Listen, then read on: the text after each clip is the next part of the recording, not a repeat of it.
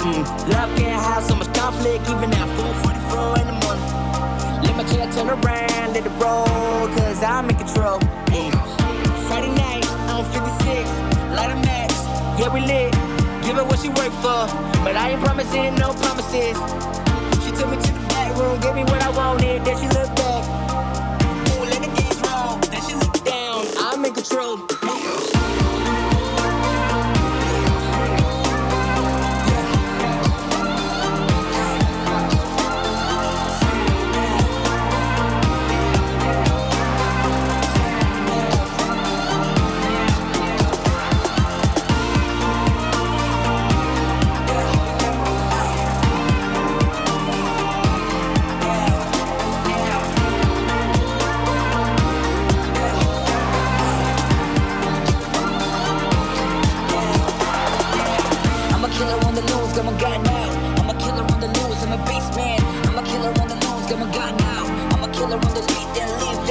My flow like my name was the Migos. Doing anything for compañeros. Switching my flow like my name was the Migos. Doing anything for compañeros. You can do now. You can do now. You can do now. I'm a killer on the loose, got my gun now. I'm a killer on the loose, I'm a beast man. I'm a killer on the loose, got my gun now. I'm a killer on the loose, I'm a beast man.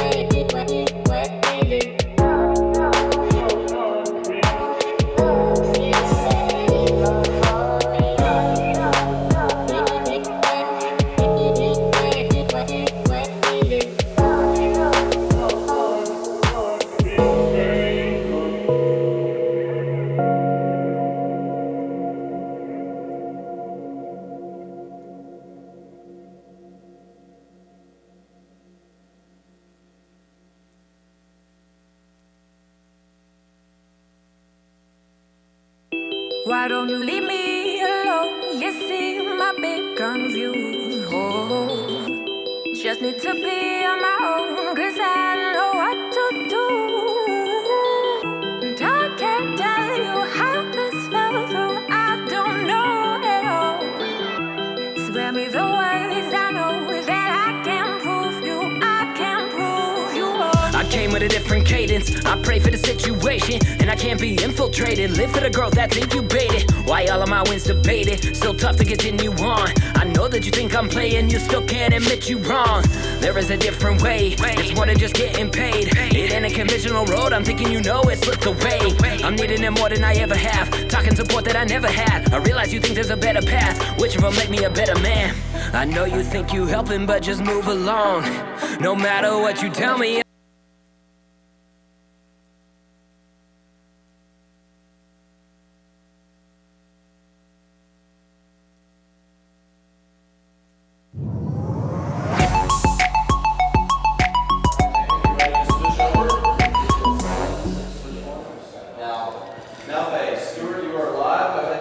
Hey guys, happy New Year's Eve. I am sitting here in Nashville, Tennessee, and I have a really big echo, so I'm going to lower my voice a little bit. But I am sitting here in Nashville, Tennessee right now, and we are celebrating New Year's Eve here in Nashville, one of the best cities in the United States. I have a lot to talk about. You guys are going to be with me for approximately 3 hours. So if you guys just want to take your screens, put this on in the background and just listen, you can. We have some great guests coming on our show tonight. A guy named Omar, a woman named Aisha, Marcos, and Kept Frozen. Some incredible content creators out of the city of Nashville. And I'm just teasing those. So this is going to be 3 hours with me. And it's going to be a lot of fun. And if you guys haven't noticed, we are a content creation company based here in the city of Nashville. We create free YouTube content, Instagram content, Facebook content, all about the city of Nashville. Things to do, top coffee shops, top attractions, free, top budget-friendly things, top state parks. These are just some of the videos that we made in 2018. Also, if you guys have watched any of our free videos, we would love for you guys to support us some way, either by buying merch at www.xplr.life, or you can go to our Patreon page that we just launched today. And Patreon is basically an online platform so you can support a creative or a creative community. And we have 6 different tiers on Patreon right now. So we have a $5 just saying, hey, thanks guys for making content, and you guys can continue making content, all the way up to $500 on our Patreon page. The $500 one is you get exclusive prints once a month. You also get Shirt of the Month Club. You get all the other perks of the Patreon page. So if you guys are wanting to support us, we would definitely appreciate you guys signing up for our Patreon. You could give one time. You could sign up monthly at $500 to $500 a month. So who is Xplr? Xplr is, I am the founder, I'm Stuart Deming, and then we have Erin and my wife Amanda. We are all business partners in this company. And so we create free content all about the city of Nashville. And as I said, through YouTube, Facebook, Instagram, we create free video content. Some of the content that we've made in 2018 we'll be covering tonight in the 3-hour live stream. Also, we love exploring Nashville. And so basically, we are explorers by nature, and we love to explore. So XPLR is just explore without the vowels. And that's who we are. We're content creators and we're explorers, and we love experiencing and showing off the great city of Nashville. So ways that we've done that is through making content about the Tennessee State Parks, which I'll go into more about that later. Also making content about the best hot chocolates in Nashville, top pizza restaurants. We'll also be covering all of this later on as well. So I want to talk to you guys for the next few minutes. Feel free to ask questions. We have somebody supervising that right now, so you can go ahead and just ask questions whenever you want. And I have a little iPad here next to me, as you guys can see, where I can answer those questions. So feel free to ask any times. And if you guys are interested in sharing this live stream with your friends, share this. You can either go to copy and paste the link in our Instagram, Facebook, or you can just share this on the YouTube share button with your friends. So 2018 was a heck of a year for the city of Nashville. A lot of things happened in the city of Nashville in 2018. Some of those include Amazon, Apple. We had controversy with our leadership, our political leadership. We have a new governor coming to our state, and so there's a lot that happened in 2018. So let's break that down a little bit. Amazon, they said that they're going to be opening a second headquarters somewhere in the United States. And Nashville actually didn't get the second headquarters. We were in the running. We were in the running for getting the second headquarters, but there was also 200 and some cities nationwide that basically gave all of their data to Amazon, and Amazon decided to, for their second headquarters, to choose New York and somewhere in Virginia. But the same day that they announced those things, they also announced that they're opening 5,000 jobs here in the city of Nashville at a construction project called the Nashville Yards. The Nashville Yards is located on Broadway and 10th. It's the old Lifeway Publishing House building. They knocked that all down, and now it's a $1 billion construction project happening in Nashville. It's going to be a regional Hyatt place, or a regional Hyatt place.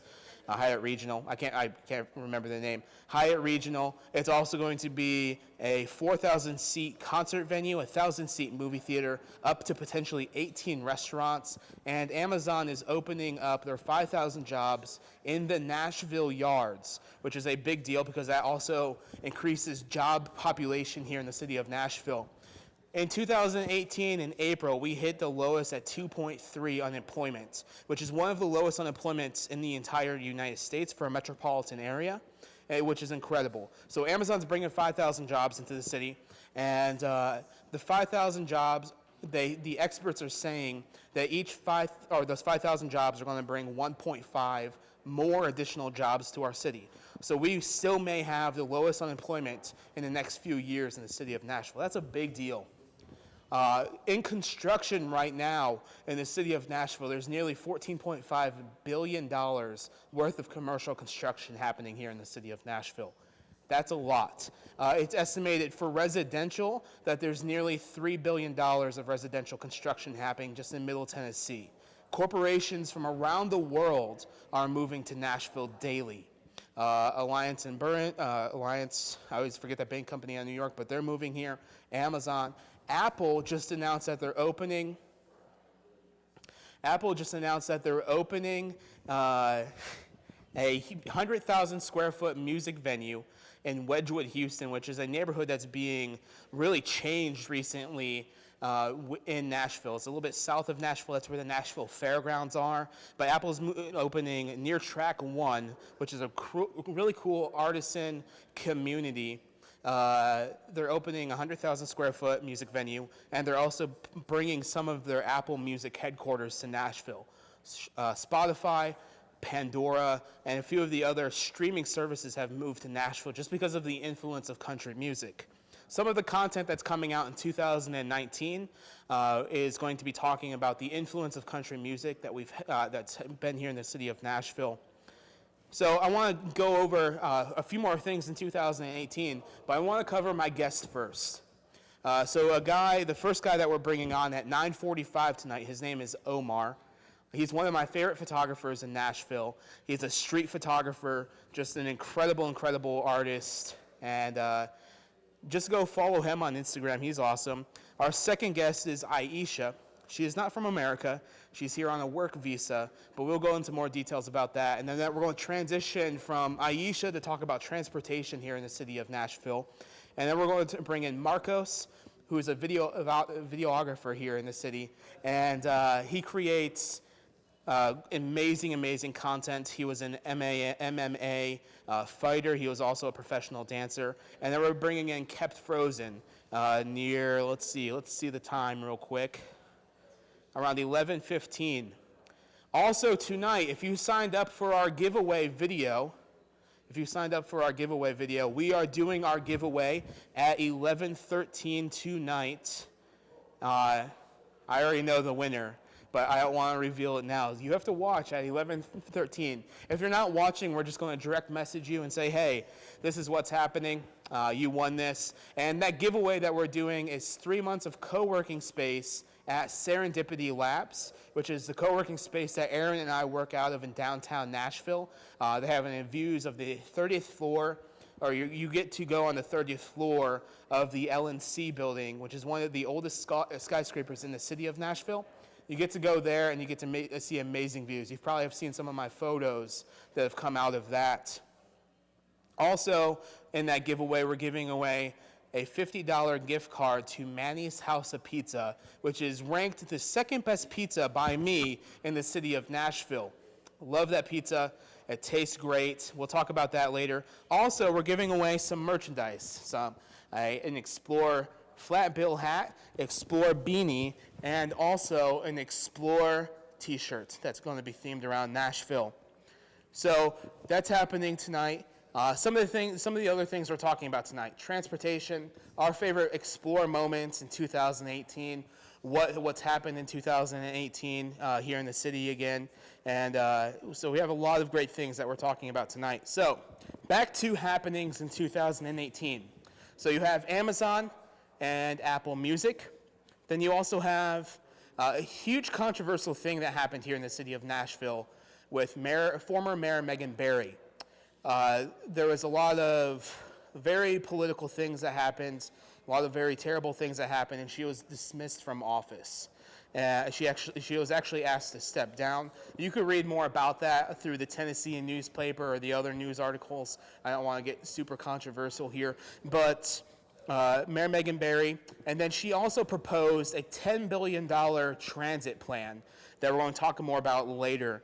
And so that was some controversy that happened here in the city of Nashville in 2018. We have a new governor that's going to be the governor-elect. His name is Bill Lee. He's a local businessman out of Williamson County, which is about 20 miles south of Davidson County. Williamson County is the 7th wealthiest county in the United States. Davidson County is where Nashville is the county. That's the county seat for Nashville. So Bill Lee is becoming the new governor. The thing that I find interesting about Bill Lee becoming the new governor is he is a very, very strong businessman. His family business has been in business for nearly 75 years. It's called the Lee Company. They do air conditioning, heating units, repairs, installation into these skyscrapers and residential buildings. But they do installations and repairs in these skyscrapers. But Bill Lee is a local businessman. And one thing I think that's going to be really cool is he's very strong about companies offering educational services instead of the public school system to help encourage people to learn more. Really cool things that's going to be coming out of Bill Lee's administration. Another cool thing that the city of Nashville has is the Predators, the hockey team, the best hockey team in the country. They made it to the NHL playoffs. They ended up losing. But then we had the announcement of the NFL draft for 2019 that's coming to the city of Nashville. That's exciting. There's been talk in 2018 that the city of Nashville in 2027 is going to get the World Cup. The World Cup is the famous thing for soccer that happens every 4 years around the world, and they're talking about that we're potentially getting 9 to 15 games of the World Cup in 2027. So that's a lot of fun. But since talking about soccer, you have the Nashville Soccer Club, which was a minor league team here in the city of Nashville, and you have the Ingram family, who was the primary investors. They really fought to get a professional MLS, Major League Soccer team here in the city of Nashville. And it was announced in 2018 that we're getting a Major League Soccer team here in the city of Nashville called the Nashville Soccer Club. That's really awesome. So that's going to add to our professional portfolio of sports. So you have the Tennessee Titans with the National Football League. You have the Nashville Predators with the National Hockey League.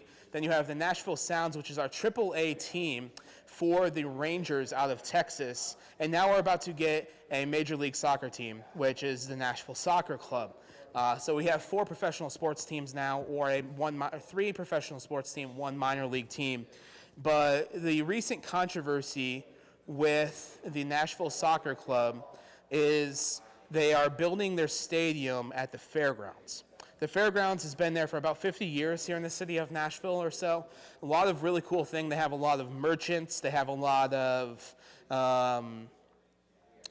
merchants there. They have a racetrack there. They have a lot of events there. And so a lot of the local people really opposed the stadium going to the fairgrounds.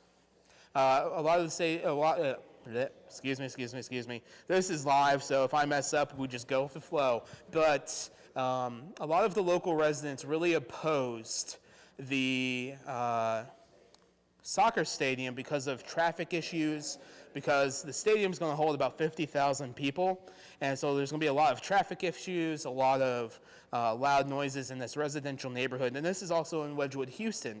That's where Apple Music is opening their 100,000 square foot music venue there in Wedgwood, Houston. And so these are some of the biggest things that happened in 2018 here in the city of Nashville, and there's a lot more. We had a few mass shootings here in the city of Nashville. We had the Church of Antioch, the church down in Antioch had a shooting. We had a shooting at the Waffle House, and then we had James Shaw Jr., who stopped that shooter at the Waffle House. We've also had a few police shootings that happened this year that were very controversial. And so Nashville is always a city of growth, of controversy, but it's one of the best cities in the country.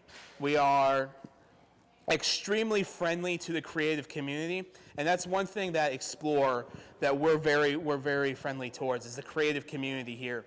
We love the creative community. We love encouraging them to grow. We love encouraging them to be involved with the creative community. And so Xplr, our company, we actually host a thing called Xplr Meets once a month. And basically an Xplr Meet is a bunch of creatives, photographers, artists, musicians, people who just want to come out and see the city of Nashville, maybe even create content about the city of Nashville. We have a meetup called the Xplr Meets. This last one that we did in December of 2018 was on top of the 30th floor of the LNC building, which is the Life and Casualty building in downtown Nashville. And there's about 24 people that showed up. So if you guys showed up for our last Xplr Meet, thank you so much. Your content that you guys made was amazing. The photos coming out of that night were awesome. You guys got featured all in the biggest accounts in town. A lot of fun. And so our next Xplr Meet is going to be happening actually here where we're currently at East Side Heights. We have not announced the date for that, but that Xplr Meet is coming. They have some good neon signs. If you guys saw my Nashville fire photo where the Nashville skyline was pure red, if you saw that photo, that's where this photo was taken. The sunset was absolutely amazing that night. So we're going to be doing afternoon event all the way to a sunset event for our next Xplr Meet in January. Some other Xplr Meets we have planned for 2019. We're going to go to 3 or 4 Tennessee state parks. We're going to do a early morning sunrise one at the Narrows of Harpeth. Another one we're going to also do is a sunrise one on top of the LNC building, which is going to be a lot of fun. And a couple of the other ones, maybe Fall Creek Falls again, because Fall Creek Falls is amazing. Today, December 31st, I just posted my last photo of 2018, and it was of Fall Creek Falls in last winter, and it looks like it's winter time. And so a lot of really cool Xplr Meets happening here in 2019.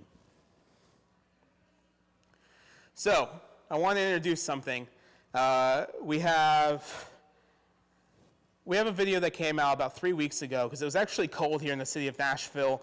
Today on December 31st, it hit, on 2018, hit 68 degrees, which is warm, and that's pretty warm for December. That's actually above the Nashville average, which is about 51 degrees in December.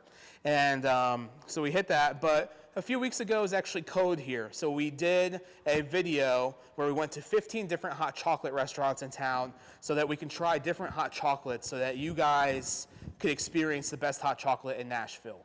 So some of those places that we went to, I'm going to talk about in the video that we're about to watch. And hot chocolate is an amazing thing in the city of Nashville, so watch this video.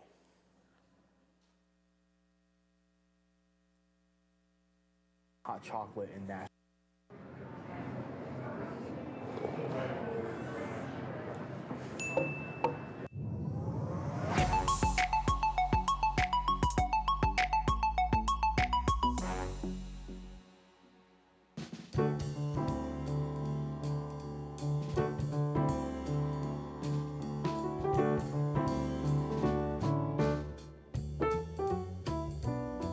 Hello everyone, I'm Stuart Deming with Xplr Nash. Follow us on Instagram, subscribe to our YouTube channel. It's starting to get cold here in the city of Nashville, and so we went around the city to find you the best cup of hot chocolate. Here at the Well in downtown Nashville, they have 4 locations throughout Nashville. I'm about to indulge in some hot chocolate. Let's try it.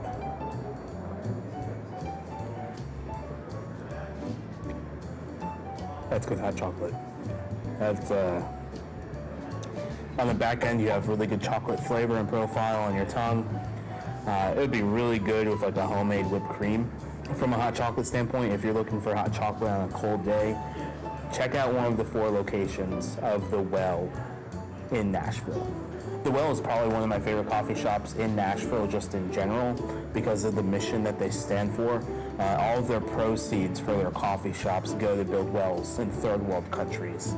I think approximately that now they've built maybe about 20 wells or so in different countries. So that's supplying fresh water to people around the world. Standing outside of Crema here in downtown Nashville, just got myself a nice hot chocolate on this cold, crisp day of 29 degrees. Let's try it.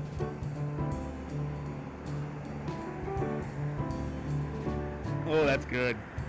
It's warm, it's chocolatey, has really good flavor profile, but ultimately it's hot chocolate and it's cold outside, and this is really warm to my belly.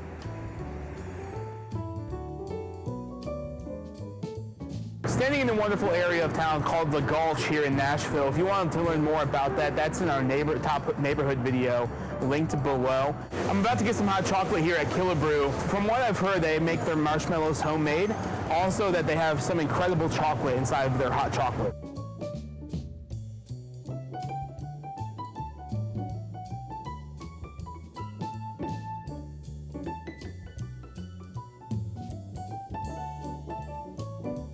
Just got here to Laster's Coffee and Tea on Union and 5th in downtown Nashville. I'm gonna go inside and meet with Ken. He's gonna make me a few hot chocolates. So what I'm gonna do is that I'm gonna make 4 hot chocolates. I'm gonna make all of them with whipped cream because whipped cream goes with hot chocolates. It does. You can't separate it. I'm gonna make 3 of the hot chocolates, 1 plain hot chocolate, 1 white chocolate, and then I'll make 2 with pumpkin spice and 1 with a peppermint. We make our own Whipped cream? Whipped cream. Oh, that's awesome. And what it is it's basically 3/4, half and half, or heavy cream. And then the rest is like 7 pumps vanilla syrup. Wow. And it's what it makes. But obviously we get the caffeine fanatics more than we get the sugar rush fanatics. It's mostly for kids and families that are traveling through, but we do have those few that, and you want to put the caramel with the white, obviously with the whole flavor thing, the flavor with the color. Yeah. And it just makes everything amazing.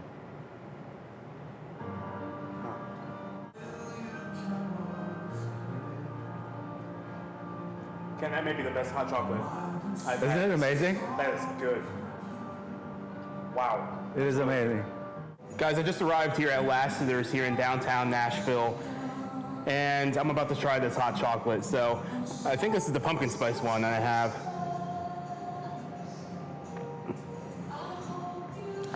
Yep, that's pumpkin spice, and that is delicious. And I probably have whipped cream in my mustache, but it's worth it. Thank you so much, Ken, for having us. No problem. You guys definitely have one of the best hot chocolates in Nashville, and I'm really excited to be sharing this.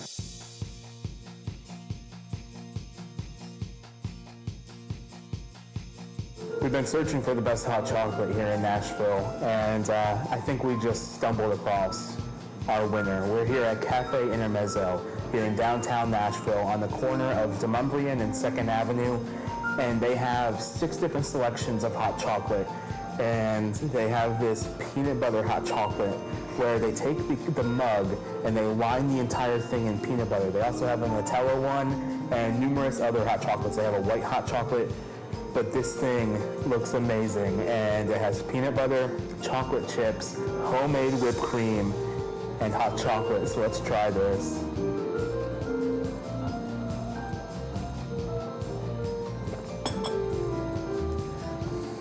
Wow. That may be, honestly, the best chocolate I've had in my entire life. And I've had a lot of hot chocolates. Let's do another sip, get some more whipped cream.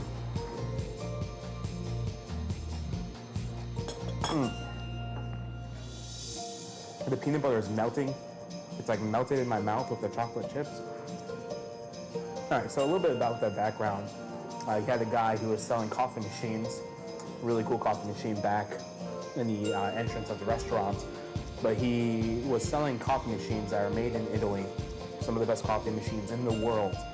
And so he was inspired to open a cafe. He opened his first one in Atlanta, and now they have this one in Nashville. I'm not sure how many other ones they have, but their hot chocolate is phenomenal, especially with this peanut butter and chocolate chip. And then I'm really excited about trying their food here in the future.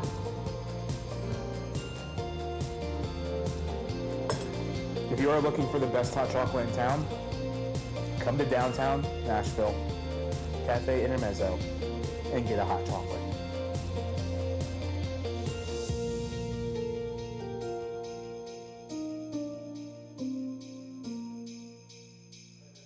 Hey guys, I hope you enjoyed that hot chocolate video. I'm Stuart Deming with Xplr Nash. Make sure to go follow us on these social media platforms. We're on Instagram, we're on Facebook, and we are on YouTube, xplr.nash. So on Instagram, what you're going to see is content that we develop about the video. So our hot chocolate video, you're going to see different photos of hot chocolate. You're going to see some videos about hot chicken that's coming in. And then you're also going to, like, some photos of hot chicken. On Facebook and YouTube, you're going to see the exact same thing. So it's going to be the same video that's going to be Facebook and YouTube. So make sure to go follow our YouTube channel, which you're currently on right now, xplr.nash. If you haven't followed us on Facebook yet, xplr.nash. Instagram's also the same thing, xplr.nash. We curate a lot of stories for our videos that we're making constantly. We release videos every single week. In 2018, we came out with nearly 33 videos, completely for free for you guys to enjoy the city of Nashville, to experience the city of Nashville. Xplr is all about discovering, inspiring, and creating. We want you to go discover your local community. We really believe that our content is actionable. It's for you to go out and be out, to boost the local economy, to help local businesses, but we're about discovery. So we want you to discover the city of Nashville. We want you to be inspired by other creatives, people who are in the city of Nashville, and then ultimately we want you to create content, create written content. Just we want you to discover and be inspired and create. So that's what Xplr is all about. We want actionable content. So every video we make is actionable. Like that hot chocolate video, for example.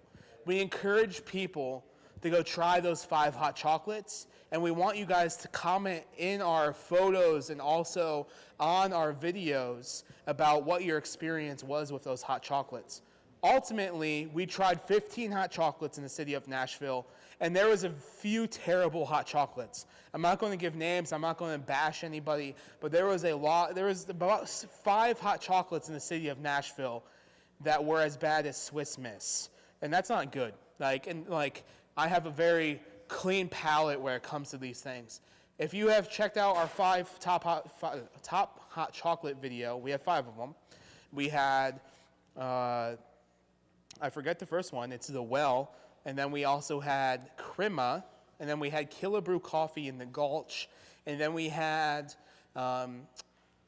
Lassiter's over on Union and 5th, and then to finish out our top 5 hot chocolate video, we have Cafe Intermezzo. One thing I love about Cafe Intermezzo is their hot chocolate is phenomenal.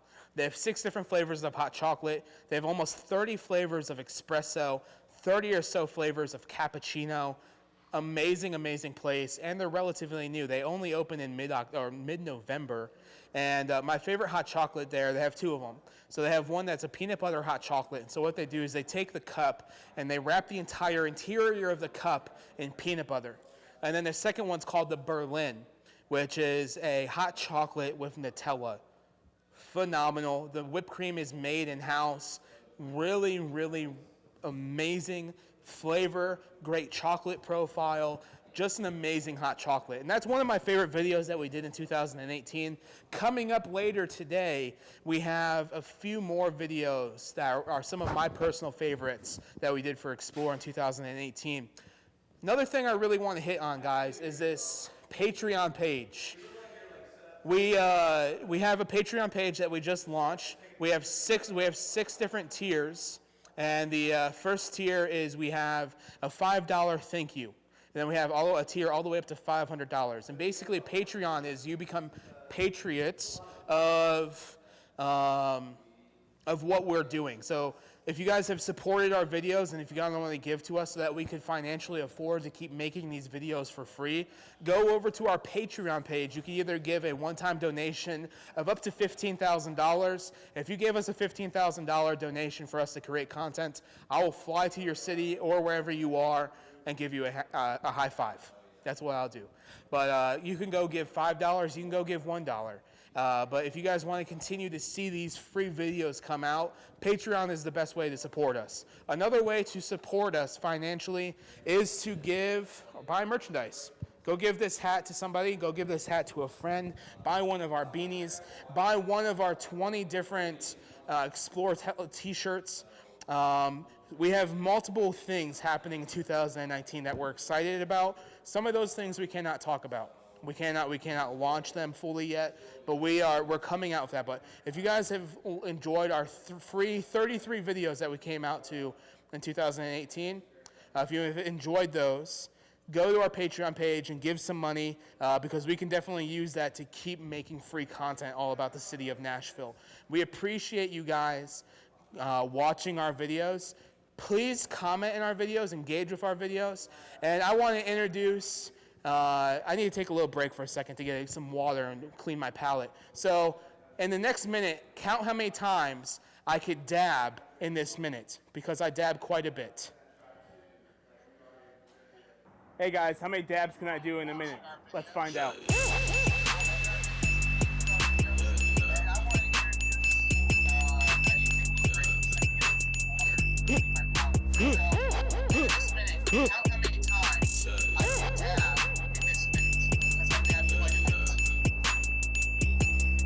This is a workout.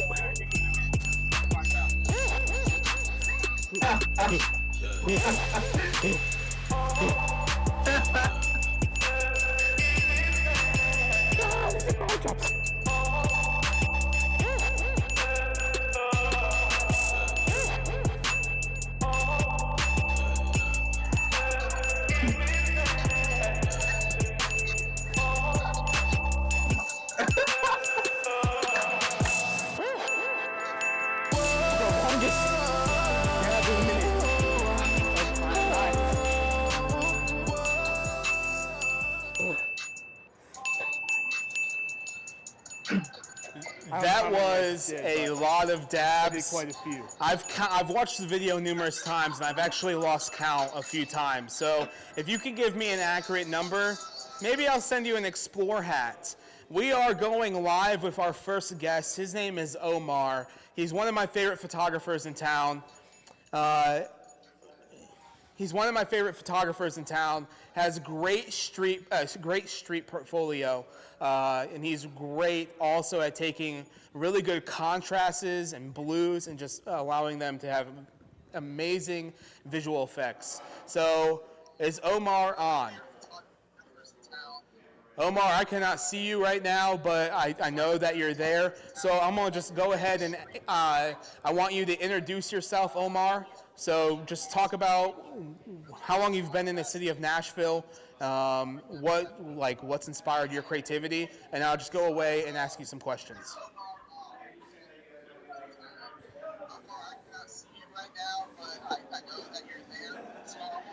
What's up, guys? Can you guys hear me? Hey, Omar. Hey, first of all, I don't think I can do the dab like Stuart. I mean, you got it down, Stuart. Hey, guys, welcome and thank you to Xplr Nashville for having me. I'm Omar De Jesus, photographer from Nashville. I've been here in Nashville really since 2004 when I attended Tribeca Nazarene University to play baseball. And, you know, ever since, I've really loved this city, so.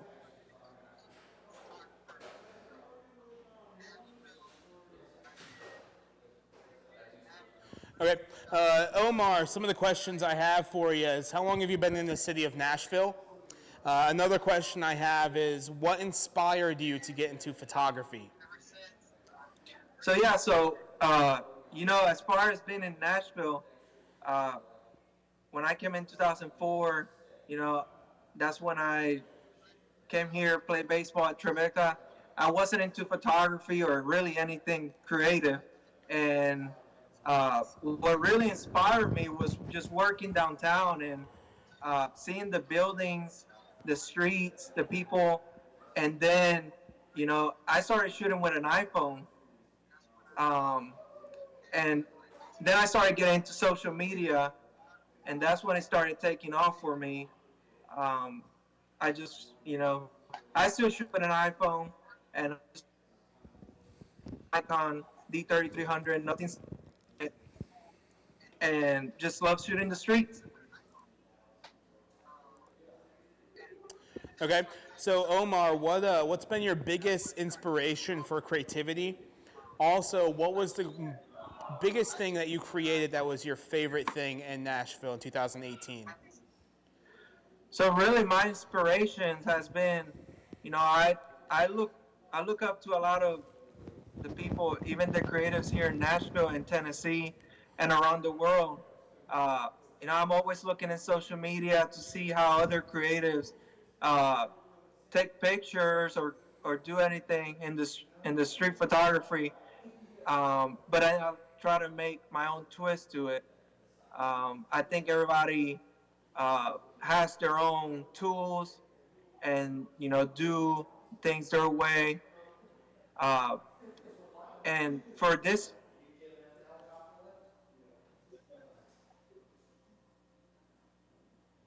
for this year in 2018, I think the best thing that I created was just being out in the streets, shooting in the rain, just capturing those moments where, you know, some photographers don't get out there, and you just look for reflections, look through glass reflections, use water drops, and definitely people with umbrellas. I found a way to capture people with umbrellas that not many people do it here. I've seen it done in New York and Chicago, but it's just a new, unique way to capture the streets.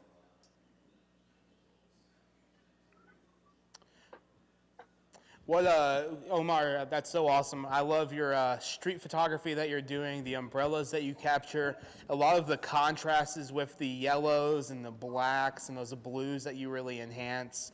I love that stuff. What gear are you currently using right now, and what's your favorite lens that you've shot with thus far? What gear and what? Yeah, what gear? What gear and what favorite lens? I use a crop sensor camera right now. It's a Nikon D3300. I try to stick with prime lenses for me. So I use a What's a prime 35 lens? millimeter 1.8 and a 50 1.8, which in crop, then you times that by 1.6 on a crop factor. So you're getting like 52 and like 82 or 83 millimeters. But it's just the prime lenses are so sharp. Okay. What is the biggest thing you've learned about yourself while doing photography? And that's a two-part question. What do you have planned to learn in 2019 and still doing photography? So the biggest thing about myself is that I just keep finding, and my passion keeps growing. Uh, every day I go out there and I try to find something new, and the passion for photography just keeps getting stronger. Um, for one word phase that I would describe 2019, it's just progress.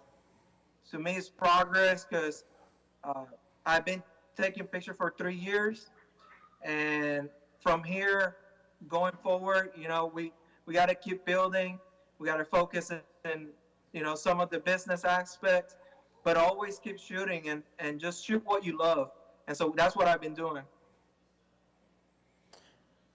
What is one word to describe your plans in 2019 for photography? Yeah, the one word for 2019 is progress, Stuart. For me, the reason is again is because we gotta keep growing as creatives. We can stop, and I've seen myself in the 3 years that I've been shooting. Just every year, I feel like I keep getting better. My editing keeps changing, and just shooting different things, portraits. Uh, streets, and I did a wedding this year, which was awesome. So progress from here on out. So I'm gonna say progress. Is it true that you're launching a YouTube channel this year? Can you repeat that again? Keep going.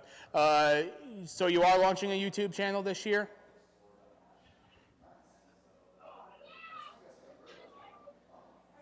I'm having trouble. Say that again. Are you launching a YouTube channel this year? Oh, so yes. I, actually, I already have the YouTube channel out there, and it's Ode de Jesus Photography. Really, I don't have any. I'm not gonna change my name. It's gonna be Ode de Jesus Photography. I basically just put some time lapse video out there for now, but my goal is to have. I'm gonna work on recording myself while I'm in the street shooting and just creating some videos. Maybe do voiceover as I'm explaining things that I look for. Uh, yeah, Ode de Jesus Photography is my YouTube channel. What is one place in the world that you want to shoot that you haven't yet? One place in the world that what? I'm sorry? That you want to go shoot, like take photos of, but you haven't yet? Okay, I only picked up one place in the world that I want to go shoot. Yes. Okay. All right. Uh, I mean, I don't travel much, so let's just say uh, definitely want to go to Chicago and New York, and hopefully I can make that happen in 2019. Why do you want to go to Chicago and New York?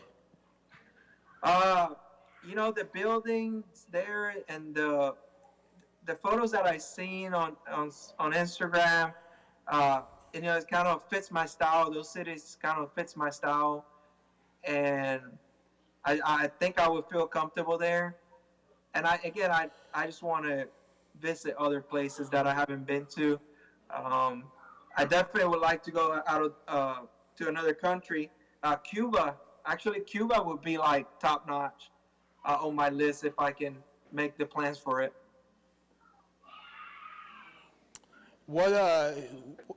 Name 3 of your favorite Instagrammers worldwide, and then I have another really big question after that one. I'm having trouble hearing you on that one. All right. Name 3 of your favorite Instagrammers worldwide. Favorite Instagrammers? I like Dave Krugman. Dave Krugman is he's out of New York. He's a street photographer. I also like Monaris. Monaris is she's Puerto Rican, but she's out of New York too. And I follow those 2, and I really can't think of anybody else. Okay, Omar, this is a big topic for both of us that we're passionate about. What's your favorite thing about the Nashville creative community? The favorite thing about Nashville creative community? Yes. Okay. I never knew a whole lot about the community, but this year I was able to attend multiple meetups, and I think there's different groups of photographers, portraits, urban streets or whatnot, and I think we're all open to kind of meet each other and just create in general. No matter, if you go shoot portraits, but you come into an urban style place, you kind of mix it up. And the community here, I think it supports each other. I think they do a good job of following each other and just, encouraging them to grow. So. Yeah, I would say one of my favorite things about the creative community is just how much compassion we have for each other to just encourage each other to grow, just like you said. What is your ideal situation to shoot here in the city of Nashville? Say that again? What's your ideal situation to shoot here in the city of Nashville? In the rain, in the sun? Oh, well, man, it has to be in the rain. It has to be in the rain. When it's sunny outside, it's gotten harder for me to get inspired to just go out there and shoot on a high sky day. If that happens, I look for shadows in the street and light bouncing off the buildings. But in the rain, I think the people in the street just kind of lose focus, but you can capture them without them paying attention, and it just creates a better photo. When the lights reflects off the ground on the pavement, it just gives it that nice look, wet look. It creates, and I like that moody feel on my picture, so it has to be the rain. Omar, we appreciate you joining us on this live stream tonight. I know you're celebrating with your family for New Year's. What's the best way for people that follow our channel to go follow you on your social media platforms? Yeah, so I have Instagram is Odejesus Photography. Is Odejesus Photography. That's Instagram. Twitter is Odejesus Photos because of their characters that they only allow. So Odejesus Photos. Facebook is O.DeJesus Photography. And then YouTube is Odejesus Photography. So all across the board, kind of the same name. Awesome. Thank you so much, Omar. Go spend some time with your family, and Happy New Year. I can't wait to see you in 2019. All right, man. Keep dabbing out there. Keep dabbing. You're welcome. Guys, that was Omar. He's one of the best photographers here in the city of Nashville. His work is amazing, great street photography, and his umbrella shots have to be one of the best I've seen worldwide. So Omar, thank you so much for joining our show, our live stream, and I hope you have a great time with your family. So our next segment that we're going to be going into is our favorite moments of 2018 for Xplr.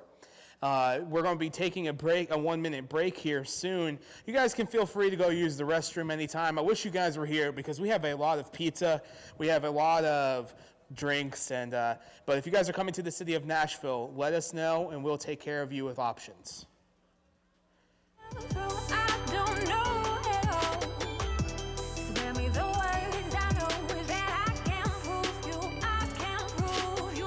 Get out of my ear today. I don't need to hear the way.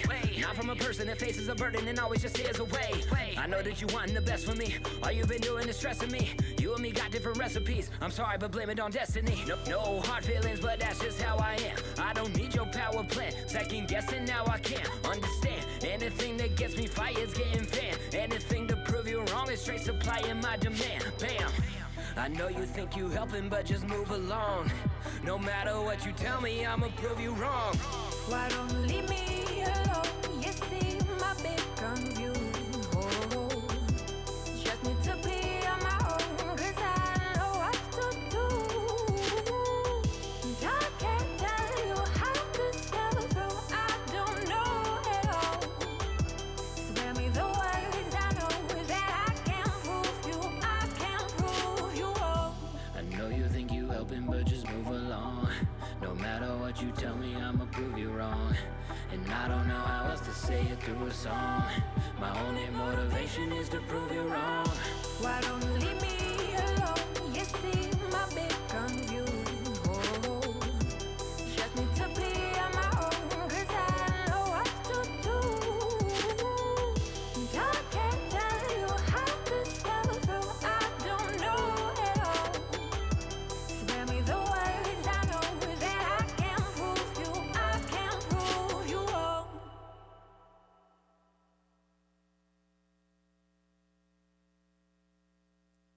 Hey guys, Stuart Deming here of Xplr Nash. We are currently doing a live stream here in Nashville, Tennessee, near downtown. One thing that we're avoiding is the rain and the people and the crowds and the cover charges. So we just want to say thank you so much for joining us on this live stream. Make sure to go follow our social media accounts, Instagram, xplr.nash, YouTube. If you're already here watching this, you may be already subscribed to our channel, but definitely go share this video, this live stream with your friends. You're still with me for another 2 hours, so we have quite a long time together. And you could also go to Facebook and search xplr.nash, and you can see the same videos on YouTube and Facebook. A really cool thing that we've been doing recently is we've also been taking our videos and putting them on IGTV. What's IGTV? That's Instagram television. So you can also watch the Instagram television videos that are going to be the same on YouTube and Facebook. So another thing I want to talk about, guys, we create free content for you. We created 33 videos in 2018. 2019, we're coming in strong. We're possibly creating up to 100 free videos. That is a lot of work. That is a lot of time.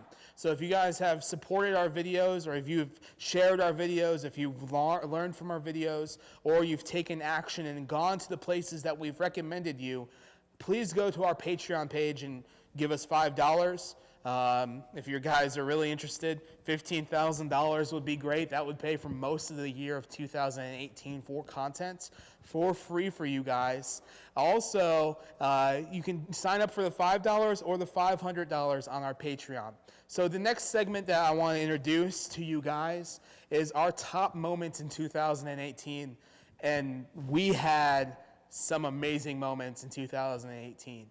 We had a few Xplr meets around the city of Nashville. We had one Xplr meet, 24 people showed up. Altogether, we hosted 7 Xplr meets, which is a once-a-month meetup here in the city of Nashville. That has been awesome. Some of my favorite moments in 2018 doing the Xplr videos are going around the city of Nashville, meeting new people, seeing things I've never seen before. And I've seen a lot in this city because I've been in tourism for so long. But my favorite video that we did in 2018 is the Tennessee State Parks video within 60 miles of Nashville. So if you don't know, Tennessee has one of the best state park systems in the country. We have 56 state parks. I'll talk more about that after the video. So let's go watch that video here in 2 seconds.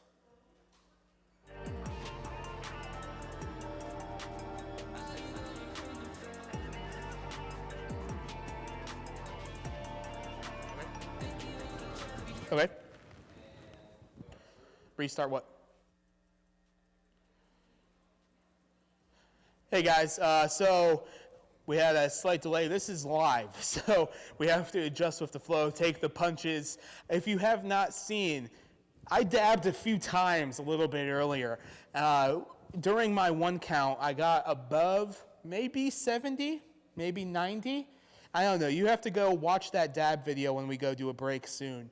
But I want to know the number. If you guys guess the accurate number,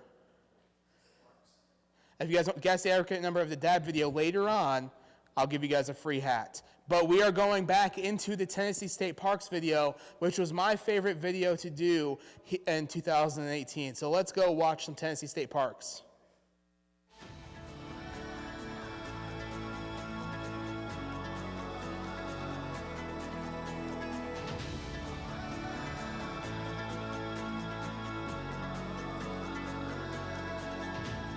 Hello everybody, I'm Stuart Deming with Xplr Nash.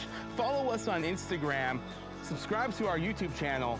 If you like exploring and hiking and adventuring and maybe camping, this is the video for you. This is the top state parks within 60 miles of the city of Nashville. I'm currently standing at the Narrows of Harpeth River State Park on top of a huge bluff overlooking a nice valley with some river. Tennessee State Parks are absolutely amazing.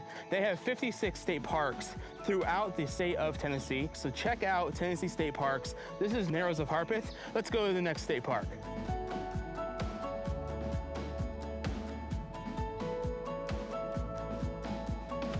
Standing in Bicentennial State Park, this is the closest state park to downtown Nashville because it is in downtown Nashville. Completely free to come view the state capitol. There's the farmers market. There's about to be the new Tennessee State Museum. A lot to do here in the state park. You can read some history of the state of Tennessee. This park was built in 1996 to celebrate the 200th anniversary. That's why it's called Bicentennial State Park.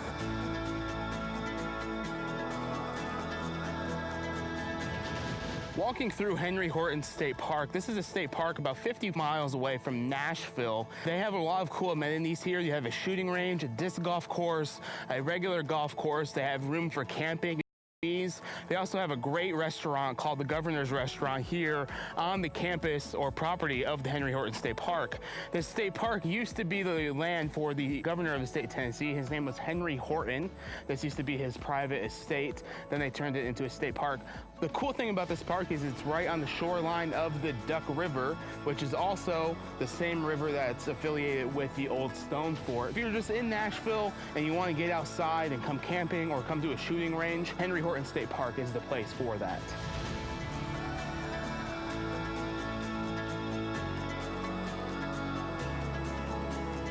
Standing at Radnor Lake, this is definitely one of the closest state parks to downtown Nashville. The closest state park is Bicentennial Mall, which you'll see earlier on in this video. This park I would consider to be more of a state park because if you look around me, I'm surrounded by water and nature. This is an incredible state park in the Tennessee State Park system. The history behind this park is that it was farmland originally, and then they made this into a lake to power the steam engine locomotives that are about 3 miles away from here. So if you were into state parks, you're into exploring, you're into outdoor stuff, this is such a great place for that. It's 10 miles away from Nashville, about 8 to 10 miles of hiking trails. Check out Radnor Lake.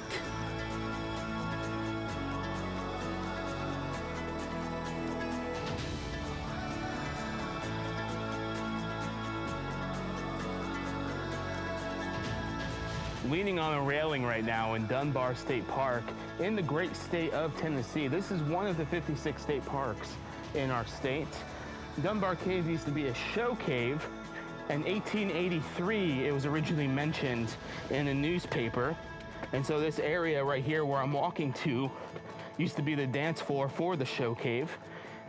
As you can see right here, this used to be the concessions, and so this used to be the dance floor. Dunbar State Park is about 38 miles away from downtown Nashville, a little bit close to Clarksville. So if you're in Middle Tennessee and you want to see a cave, they also offer cave tours. Dunbar State Park is the place for that.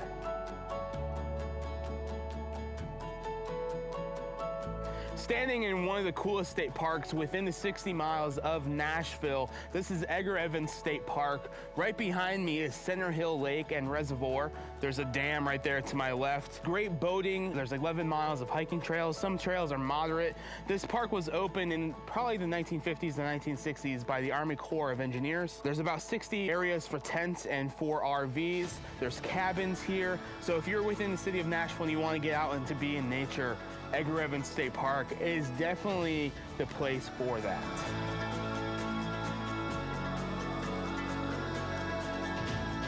Walking through Old Stone Fort State Archaeological Park near Manchester, Tennessee, about 63 miles from Nashville.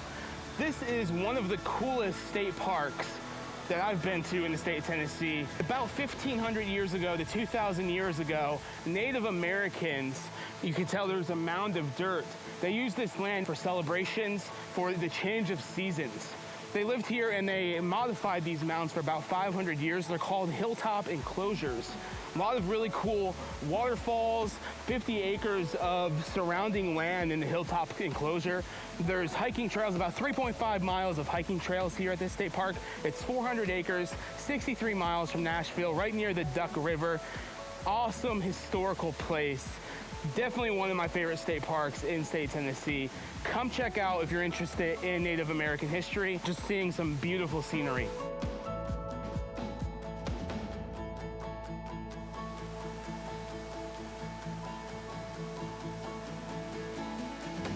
Standing on the cliff edge of Long Hunter State Park, about 20 miles away from downtown Nashville. Right behind me is Percy Priest Lake. This is one of the closest parks to downtown Nashville where you can boat, fish, hike, camp. There's about 20 miles of trails here at Long Hunter State Park. 4 different separate entrances to the park. Just a great location close to downtown if you're wanting to fish and do some boating.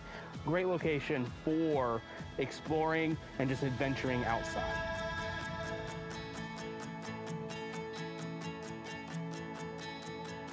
Another top state park near Nashville is the Cedars of Lebanon State Park. It's about 40 miles away from downtown Nashville. What's really cool about this park is the Tennessee limestone that's coming up and out. So about 8 miles of hiking trails. And when you're on the 8 miles of those hiking trails, you see a lot of that Tennessee limestone. You can see some cool caves, like this cave behind me. They have 11 picnic shelters. They have 87 camping sites. This is a great place just to get outdoors. It's close to Nashville, within an hour, and just a great place to experience, hike, camp, picnic, and just have some great fun outside.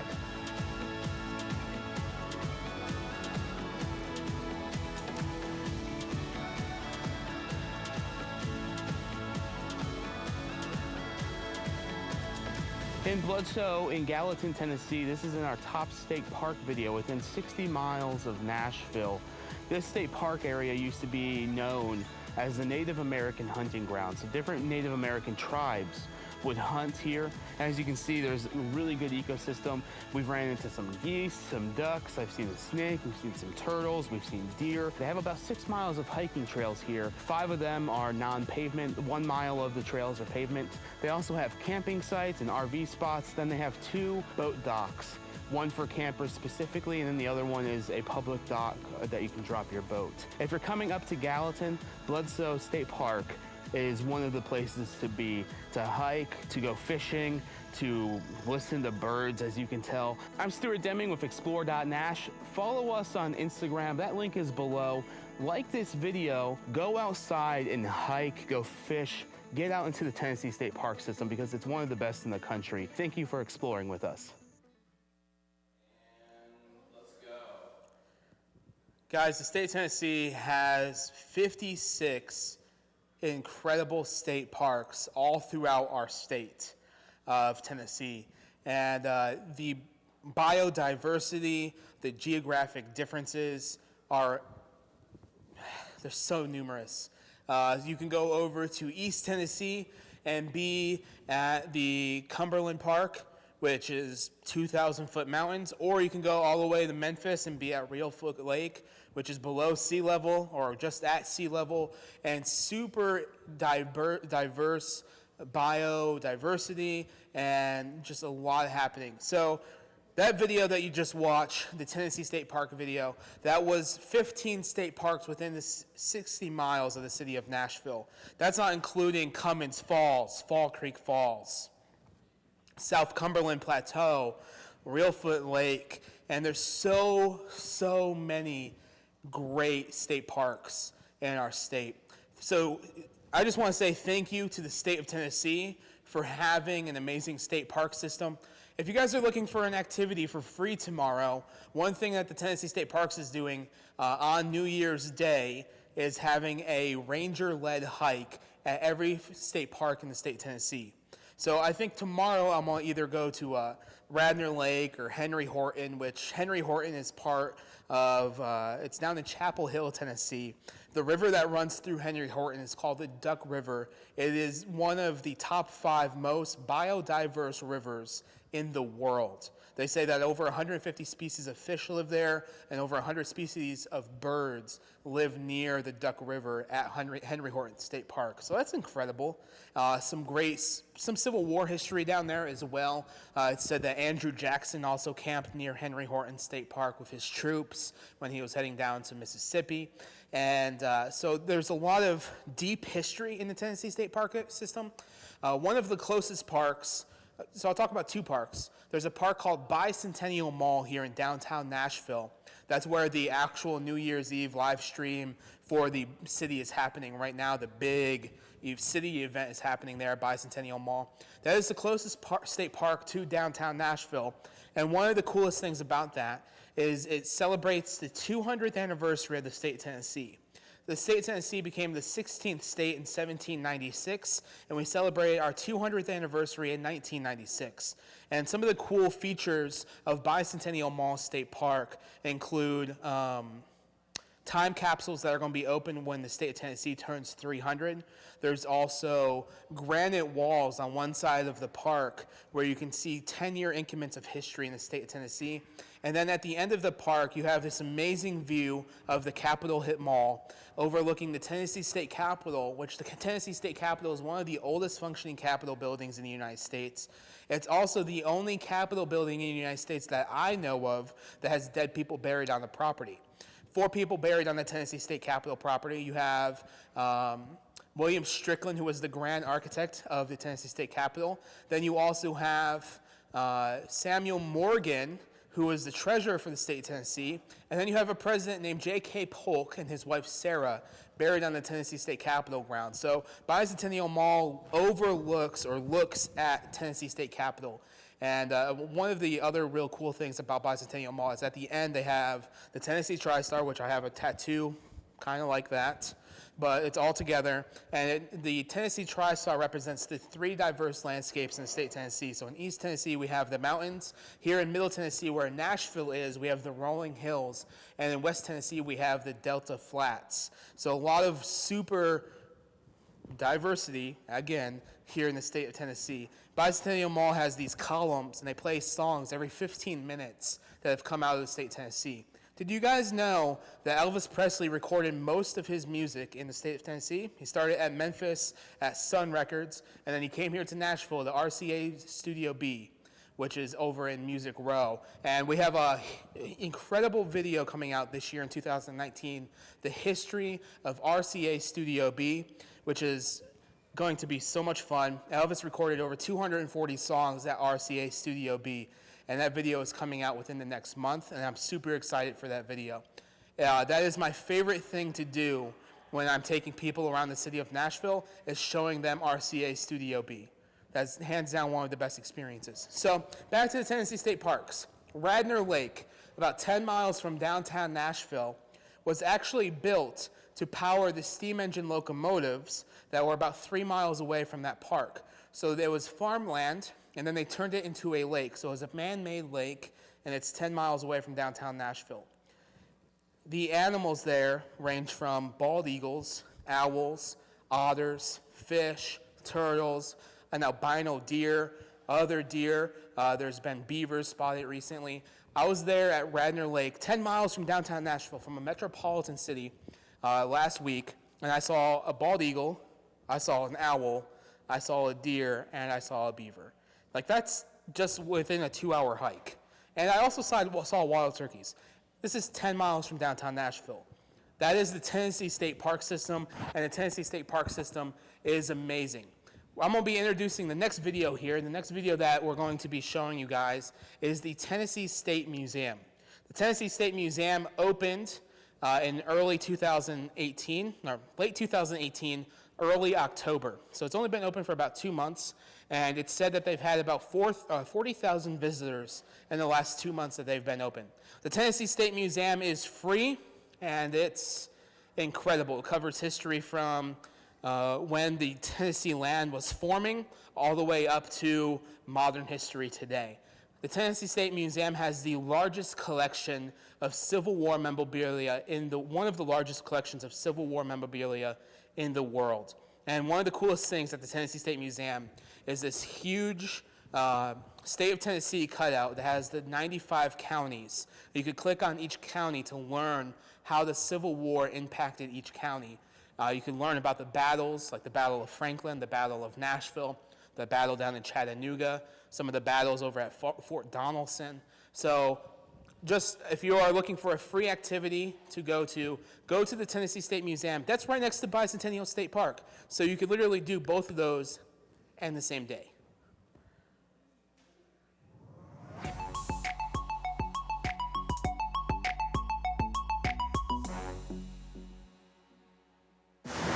Hello everybody, I'm Stuart Deming with Xplr Nash.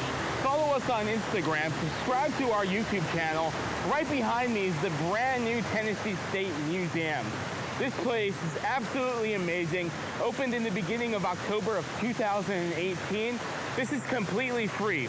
Right next to it is the Bicentennial Mall State Park, and on the other side of it's the farmer's market. So you can literally spend an entire day here just learning about the history of the wonderful state of Tennessee. They have some amazing exhibits.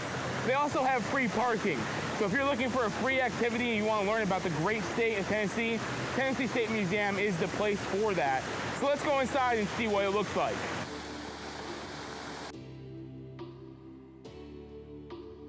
Walking through the beautiful Tennessee State Museum, you can tell they were very intentional with the design and structure of this building. Inside the building, there's over 4,200 pieces of Tennessee gray marble, and the square footage of the building is over 140,000 square feet. Here in the Tarajo, you can see right behind me, there's 3 distinct stars. Each one of those stars represent the diverse landscapes here in the state of Tennessee. So you have east, middle, and west, and those 3 stars represent those regions in the state of Tennessee.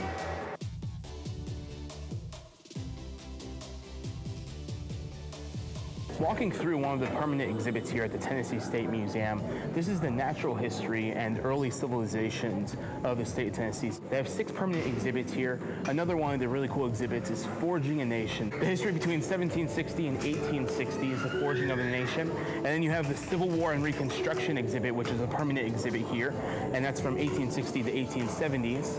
And then afterwards, one of the really cool ones about this new museum is that the old museum ended in 1940s, and so now it's called Tennessee Transforms, and that's a permanent exhibit from the 1940s and on. So some really cool permanent exhibits here at the Tennessee State Museum.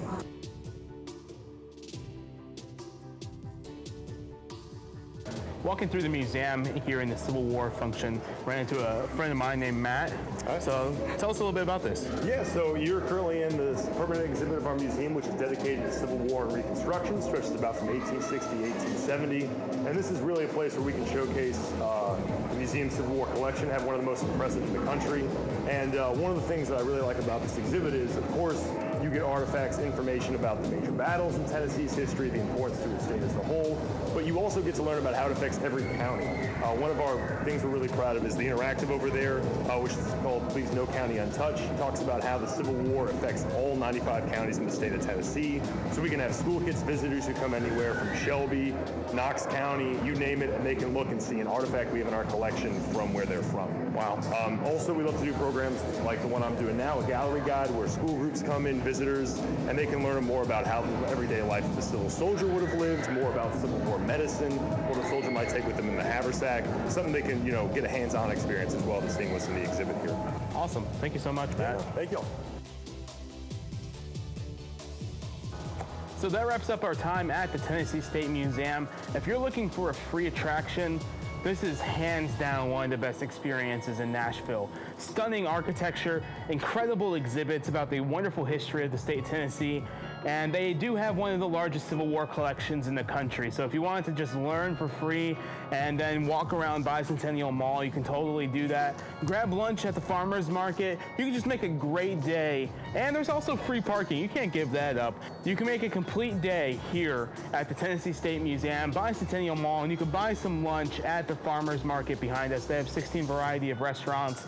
I'm Stuart Deming with Xplr Nash. Follow us on Instagram, subscribe to our YouTube channel. Thank you for exploring with us. We just watched the Tennessee State Museum video, which is in Bicentennial Mall State Park, right next to it. It's in downtown Nashville. Very, very cool place because it's free. Also, they have free parking up to 2 hours. And you can't really beat free activities here in the city of Nashville. We actually have a video on our YouTube channel about top free activities here in the city of Nashville. So go check that out. Make sure to comment in that video what's your favorite free activity. Also, it's free. Like, go do that stuff. It's free. But the Tennessee State Museum, let's talk about that for a hot second. The Tennessee State Museum is brand new. It has 100,000 square feet of museum space. So some of the exhibits that they have is Forging a Nation. They have this permanent Civil War exhibit. They have, right now they have the Centennial Exposition, which is basically talks about the Civil War, not the Civil War, World War I. And then they have the Nation Now. And then they talk about the Great Depression. A lot of really interesting things in the Tennessee State Museum. My favorite thing is that 95 county thing that's touch screen. Excuse me. When I actually went on to the museum, there was this 15-year-old kid who showed me how to use this touch screen thing. And his name's Zach. So Zach, if you're watching, thank you so much for showing me how to use that interactive map. But he showed me how to use this interactive map. And the curator of the museum said, are you working for our museum? And he's like, no, I'm 15. So thank you, Zach, for showing me how to use that thing. Also, if you're still interested when you turn 18, I am willing to hire you. So let's have that conversation in 3 years. I will hire you on immediately, Zach. So keep that in mind if you're watching. I don't know if you are. But Tennessee State Museum is free. It's awesome. It's a blast, and it's right next to Bicentennial Mall, so you can do that one for free as well.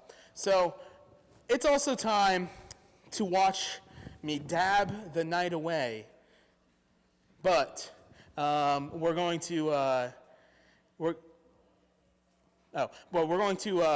to take a little break and count how many dabs. No, not how many dabs. That's coming later. But we're going to take a little break.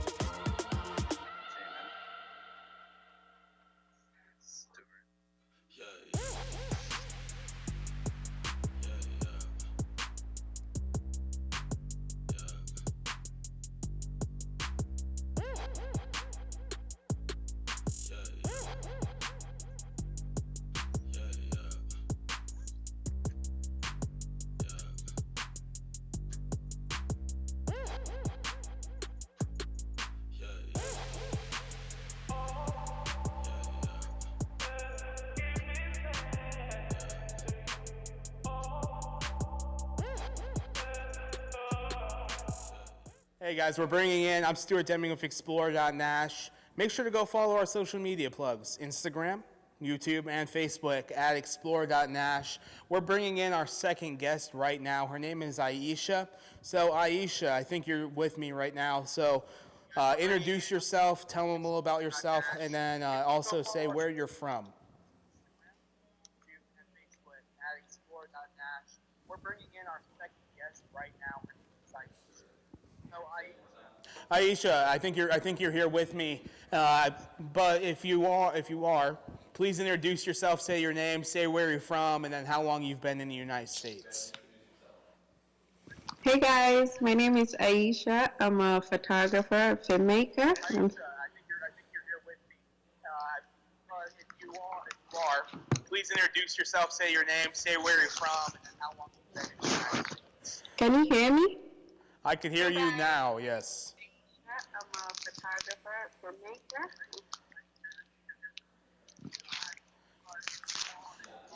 Aisha, yes, I can hear you. So let's introduce yourself again here in a second. We are live right now, so we just have to roll with these punches as they come. And as you can tell, my stomach likes to roll a little bit. But I just turned it off. So, Aisha, reintroduce yourself. Hi, my name is Aisha. I'm a photographer and filmmaker here in Nashville. How long have Aisha? Where are you from, and what parts of the world have you been? Sorry? Where are you from, Aisha? I'm from Nigeria. Nigeria. Okay. How long have you been in the United States for? I've been for next July. It will be 4 years. 4 years. Okay. What has been being a person in the United States on a work visa? What's been a very difficult part of being here in the United States? What's sorry, can you repeat yourself? Yes. So being here in the United States, being away from your family, what's been your most difficult thing that you've experienced? Well, sometimes, hold on one second.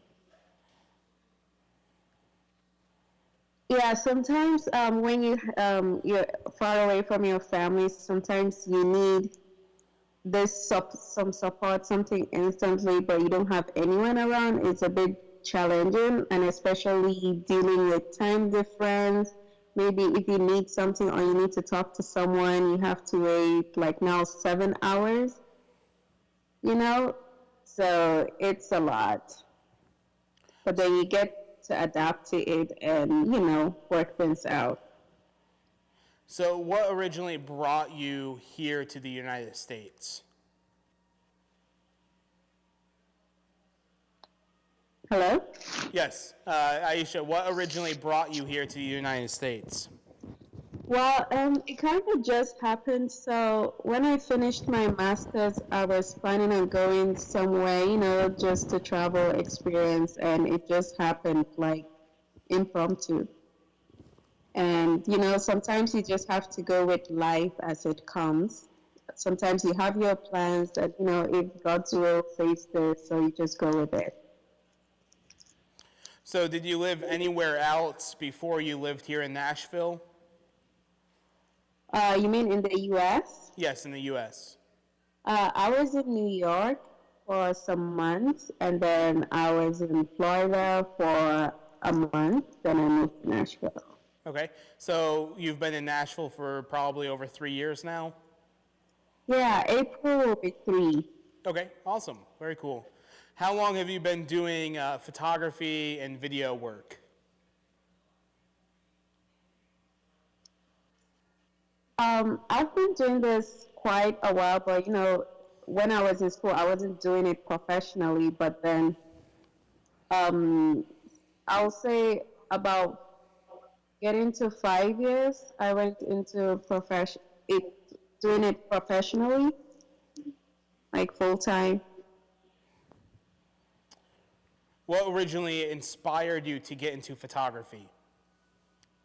I mean, I'm a girl. I love taking pictures. So, taking pictures, and because, my cultural background, the colors and the different cultures and traveling, I love making memories, taking pictures, whether it's an event and wearing new clothes, traveling, landscape, whatever. So, food, I love all documented. It's nice to kind of look back and see, wow, like look back of the throwback some memories and oh, I can't wait to do this again, stuff like that. What's your favorite photo that you made or took in 2018? Sorry? What was your favorite photo that you took in 2018? That is hard. Especially coming, I do a lot of photography. I do fashion, wedding, landscape, music. So it's hard to pick, but I'll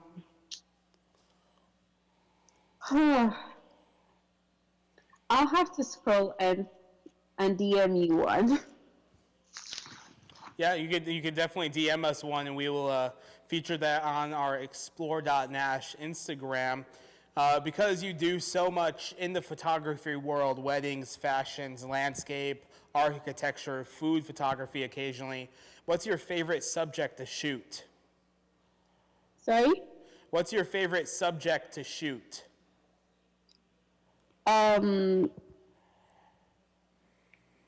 You mean in photography or apart from landscape? I didn't hear the first part. Yes, because I said, so basically you're into fashion, wedding photography, landscape, architecture photography. What's your favorite subject category as a whole to shoot?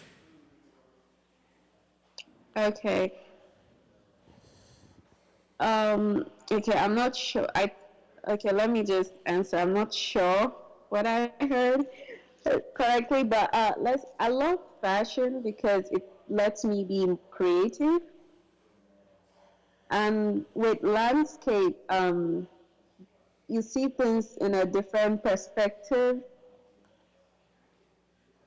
And I'll say weddings with a combination of both because you're doing editorial, you're thinking as a journalist, and also you're thinking fashion and portraiture.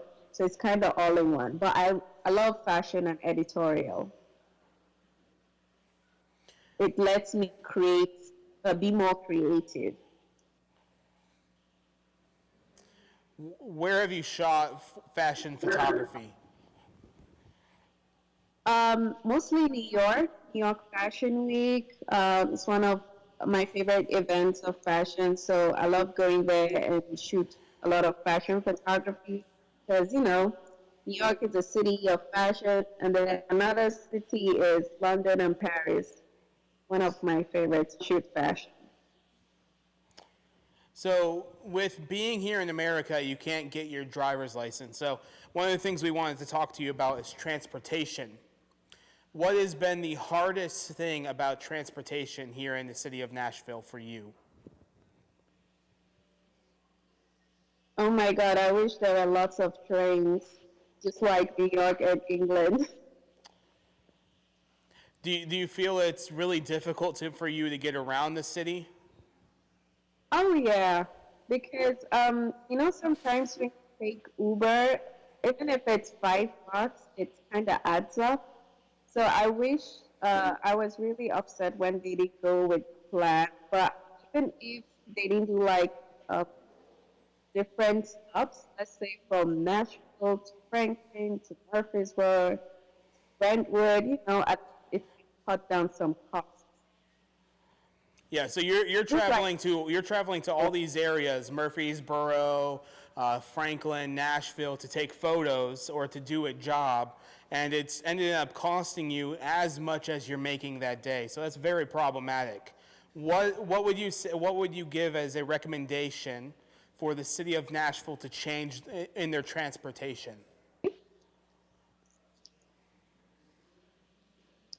Sorry, you went off. Can you repeat, please? Yeah, so what, I don't need to repeat the whole thing, but like, what would you say is the biggest recommendation that you can give for transportation in our city?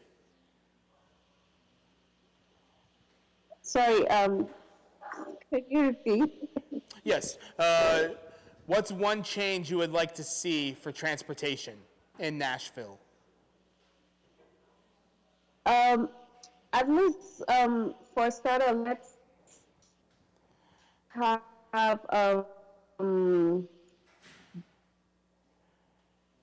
then we can jump into the trains. Since now we have the buses, so let's make it more to be, on time, regular, and kind of more stops at it. I think that would be cool. Yeah, I think that's as great as well. We definitely need better transportation. We're actually going to talk about that here in the next segment. Aisha, what's the best way for people to follow you on social media? Well, you can follow me on Instagram, Facebook, Twitter, YouTube at Ish Picturesque. So ISHPICTURESQUE. And then if you're into weddings and lifestyle, it's Ish Picturesque Weddings. I just want to boast about Aisha real quick. Sorry, I didn't mean to cut you off. Finish, Aisha.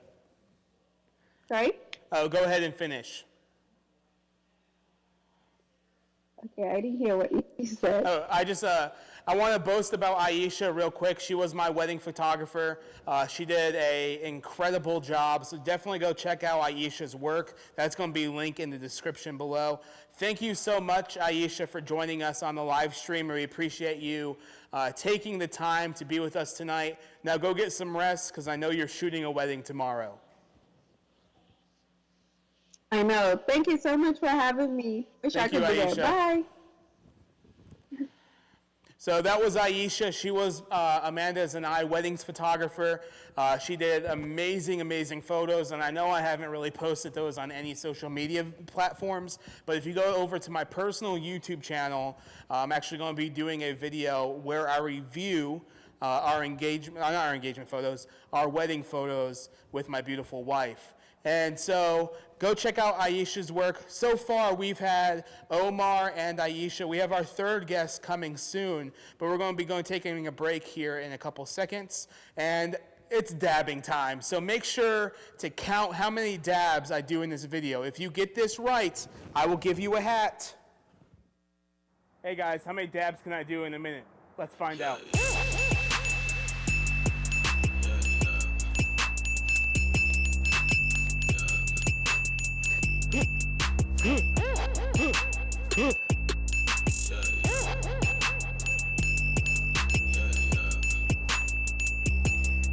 This is a workout.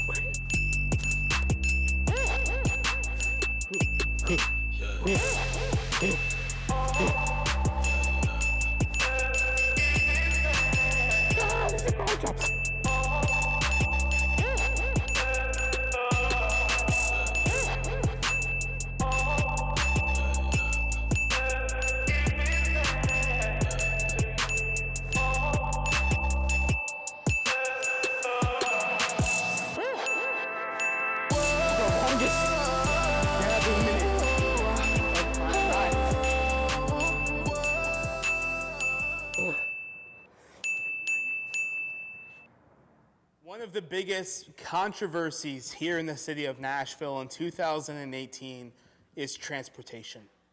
Transportation has been absolutely awful here in the city of Nashville for the last few years. You have two companies that launched here about 5 years ago. You have Lyft and Uber. They started here about 5 years ago here in the city of Nashville. They dramatically changed the landscape of how transportation is done here, but our transportation here in the city of Nashville is very lacking. We don't have a really good bus system. We don't have any trains. We have one passenger train here in the city of Nashville. It's called the Nashville Star. It only runs about 2 times a day, and it goes out to Lebanon, Tennessee, which is about 40 miles away from here. Amtrak's not here, and part of the reason we have such bad transportation here in the city of Nashville is because we have 3 interstates that come together in the downtown core. So you have a lot of tractor trailers, you have a lot of people just driving through Nashville, you have a lot of people visiting Nashville. And so all these people abide by different traffic laws from their states. And so transportation has been a headache subject here in the city of Nashville probably for the last 2 or 3 years. One thing that is not happening is there's no conversation about the changes in transportation or what's next. How's transportation going to improve? We are one of the fastest growing metropolitan cities in the United States. For the last 5 years, we have been near the top 5 for fastest growing metropolitan areas. The city of Nashville averages right now 105 people a day moving to our city. The population of Davidson County right now is about 706,000, and our metropolitan area takes up 14 counties, and they're estimating 1.9 to 2 million people are living in our metropolitan area. By 2025 or 35, we will be up to 3 million people. We're estimated by 2040, 20 years from now, 21 years from now, tomorrow, we will be up to approximately 3.6 to 4 million people. So we will be growing by a population size of 2 million people, and we lack transportation. One example is my former roommate. He used to work up at the Gaylord Opryland Resort. And so I live 4 miles from downtown Nashville, and what he had to do occasionally was take a bus from my apartment 4 miles from downtown Nashville to downtown Nashville and then transfer to another bus to get up to the Gaylord Opryland Resort and Convention Center. There was times where that transfer of buses and getting on the buses took approximately 3 hours. And that takes a lot of time out of your day just to get to work, where you're investing 3 hours a day to get to work. If you have been in Nashville recently, you've seen Nashville, or you've heard, Tennessee has some of the highest amount of deaths per capita in the United States because of our car accidents. That's a really scary thing here. Literally last week, because of the amount of construction that's happening in the city of Nashville, a deer ran into my vehicle. And that happens a lot here in the city of Nashville, is because construction is going into these neighborhoods. But car accidents are a very big thing that happen here in the city of Nashville. And that's part of the reason that's causing this lack of transportation here in the city of Nashville. I'm not bashing the leadership. Ultimately, I want to know how and why we're going to change the transportation. And one thing I think we could start implementing, I've driven about 181,000 miles here in the city. One thing we could start implementing is one-way streets. Get rid of street parking in streets that have paying tolls. I think that could also free up some areas. And another thing is sync all of the red lights. So if you're going the same speed, you should hit every single green light. That doesn't happen here in the city of Nashville. And I know TDOT, there was a huge thing that happened here that got approved by TDOT or for TDOT in 2018 called the Impact. That was a $6 billion transit plan to help fix the roads in the state of Tennessee, bridges, railroads, and it's a very underlooked thing. And it's one thing that needs to be talked about more. Former Mayor Megan Barry, she had a proposal for a $10 billion transit plan just for Nashville that covered the downtown core. Not the outskirts of Nashville, but the downtown core. If that $10 billion proposal actually went through, our sales tax would have went up to about 11.25. That's 2% increase. By 2023, it would have been 13% sales tax here in the city of Nashville. We already have a very high sales tax as it is for a metropolitan area, and the reason for that is we have no income tax here in the state of Tennessee.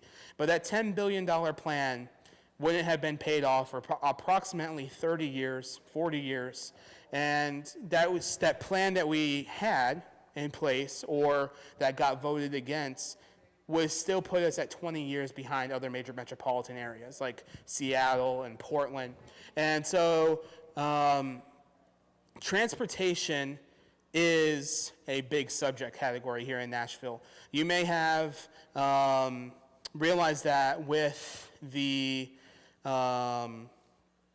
with driving around, seeing the amount of car accidents, and there's just a lot that needs to be changed for the transportation. So I'm asking the leadership of the city of Nashville, what is your plan to change transportation?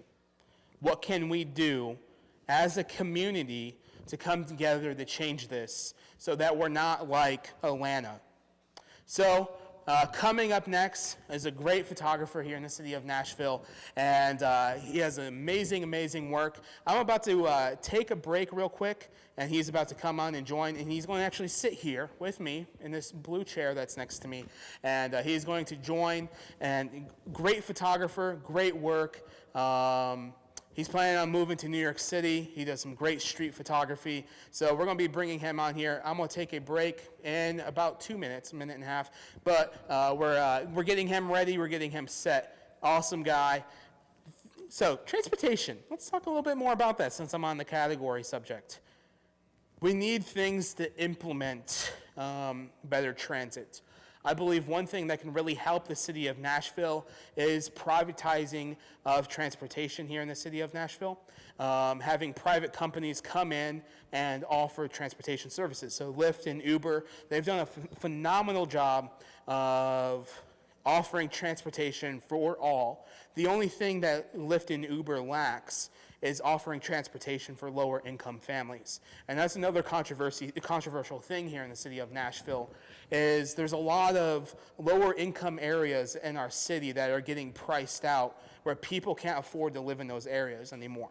One of those areas is 12 South, the Gulch, that happened there. Over in Germantown, that happened. East Nashville, where Time Magazine and other publications said it's the most thriving town or area in America. People have been getting priced out, lower income families, and that's a very large controversy here, just as well as transportation, and both of those things are intercombined. How are we as a city, how are we as a metropolitan, how are we as one of the most visited areas in the United States? Last year in 2017, we had 14.5 million people visit our city. How are we going to implement changes that are affecting people? That's a question I asked the city. So coming up next after this break is a guy named Kept Frozen, incredible photographer, amazing street photography, and he's also a graphic designer. So we're going to take a 1 minute break so I can catch my breath, and we're going to bring him on.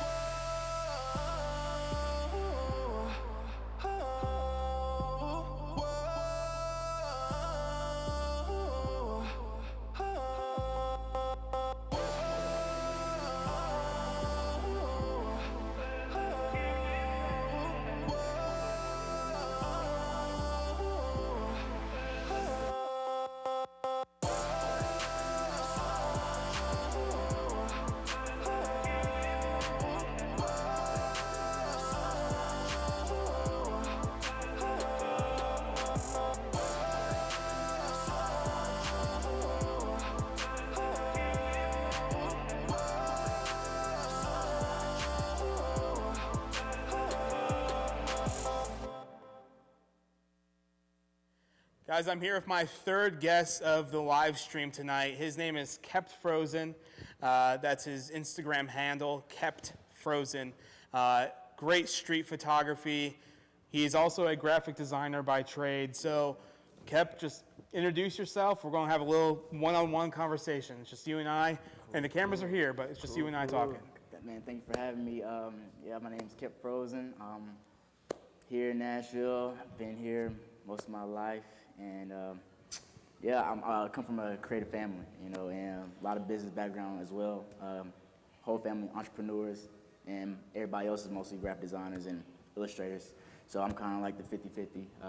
I'm a twin, and my twin brother, he's also a creative. He also has more of the sports side of him, as I would say.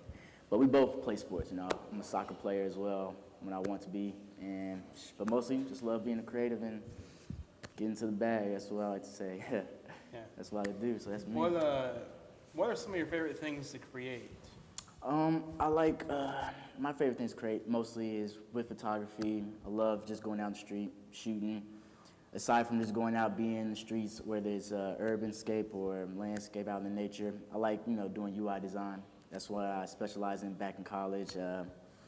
Learning, like designing interfaces and just creating apps and whatnot. That's what I kind of like to do, So on the design side of things, you're doing more of the front-end development for like front end. how applications would look? Mm-hmm. Yes, sir. Mm-hmm. Yeah. The programming language or whatnot definitely wasn't my forte in college, so I definitely like how things look. I'm always looking out for detail, seeing what works and what doesn't work. Coding, it's kind of hard because everything's just all over the place. Whereas, just interface, I like the look of things. I want to make sure things aesthetically pleasing to see, and just make sure it functions properly. So, let me do the look and pass it off to a programmer, and boom, just make something happen with UI design. So yeah, that's what I like. Yeah. Man, I was on your Instagram stories, I think maybe a week ago or 2 weeks ago. Yeah. And you had this business card that you've been working on for somebody. Oh yeah, yeah. And you had like these just clean lines, and just it looked great. So let's talk about like what's your style in that like user interface or graphic design, and then we'll talk about what's your style in photography. Gotcha. User interface and graphic design period. I basically stay within the minimalistic. Minimalistic and just clean cut, straight line. I have an OCD with symmetry and just like lines and balance, Like when I'm out shooting, like I make sure that my subject is always in the middle, and whether they're lining up with the background, if it's a building, I gotta make sure the lines are focusing on that subject. That's kind of what I also teach to younger photographers as well. When I go to no-see graduates, I critique their portfolios, I give them pointers, Always use the surrounding as a helper. If there's like lines and it's leading in a direction, put your subject towards there, because, subconsciously, a human's eyes are gonna go where the lines are and they're gonna follow that. So lines and minimalistic and just clean, white, black. I'm a neutral guy, so I'm an all black, so I'm just playing. Black is my favorite color to wear, so I understand it's simple, that. It's a powerful, simple color, Yeah. Yeah, but. So being from a creative family, how has that impacted you as a child and into today? Growing up, my mom, she was an artist. She always was sketching. She had illustrations in the newspaper when she was like 17, 15 like years old. Like cartoons or? Mm-hmm. Yeah, Oh, she awesome. would design. She would like sketch for the Tennessee and whatnot. She would tell me about that, and I kind of follow her lead. My brother did the same thing too. We kind of like just follow her lead, and from there I just went on with it. And my brother kind of went his own separate route. High school came, I chose to get into the graffiti game. That's when I got more in tap with New York culture and seeing how the art world is more than what it is and just local. With internet, it opened up a whole bunch of doors. Around this time, MySpace was coming out, and it was out, but with MySpace, I was seeing what people in LA were doing and people in New York were doing.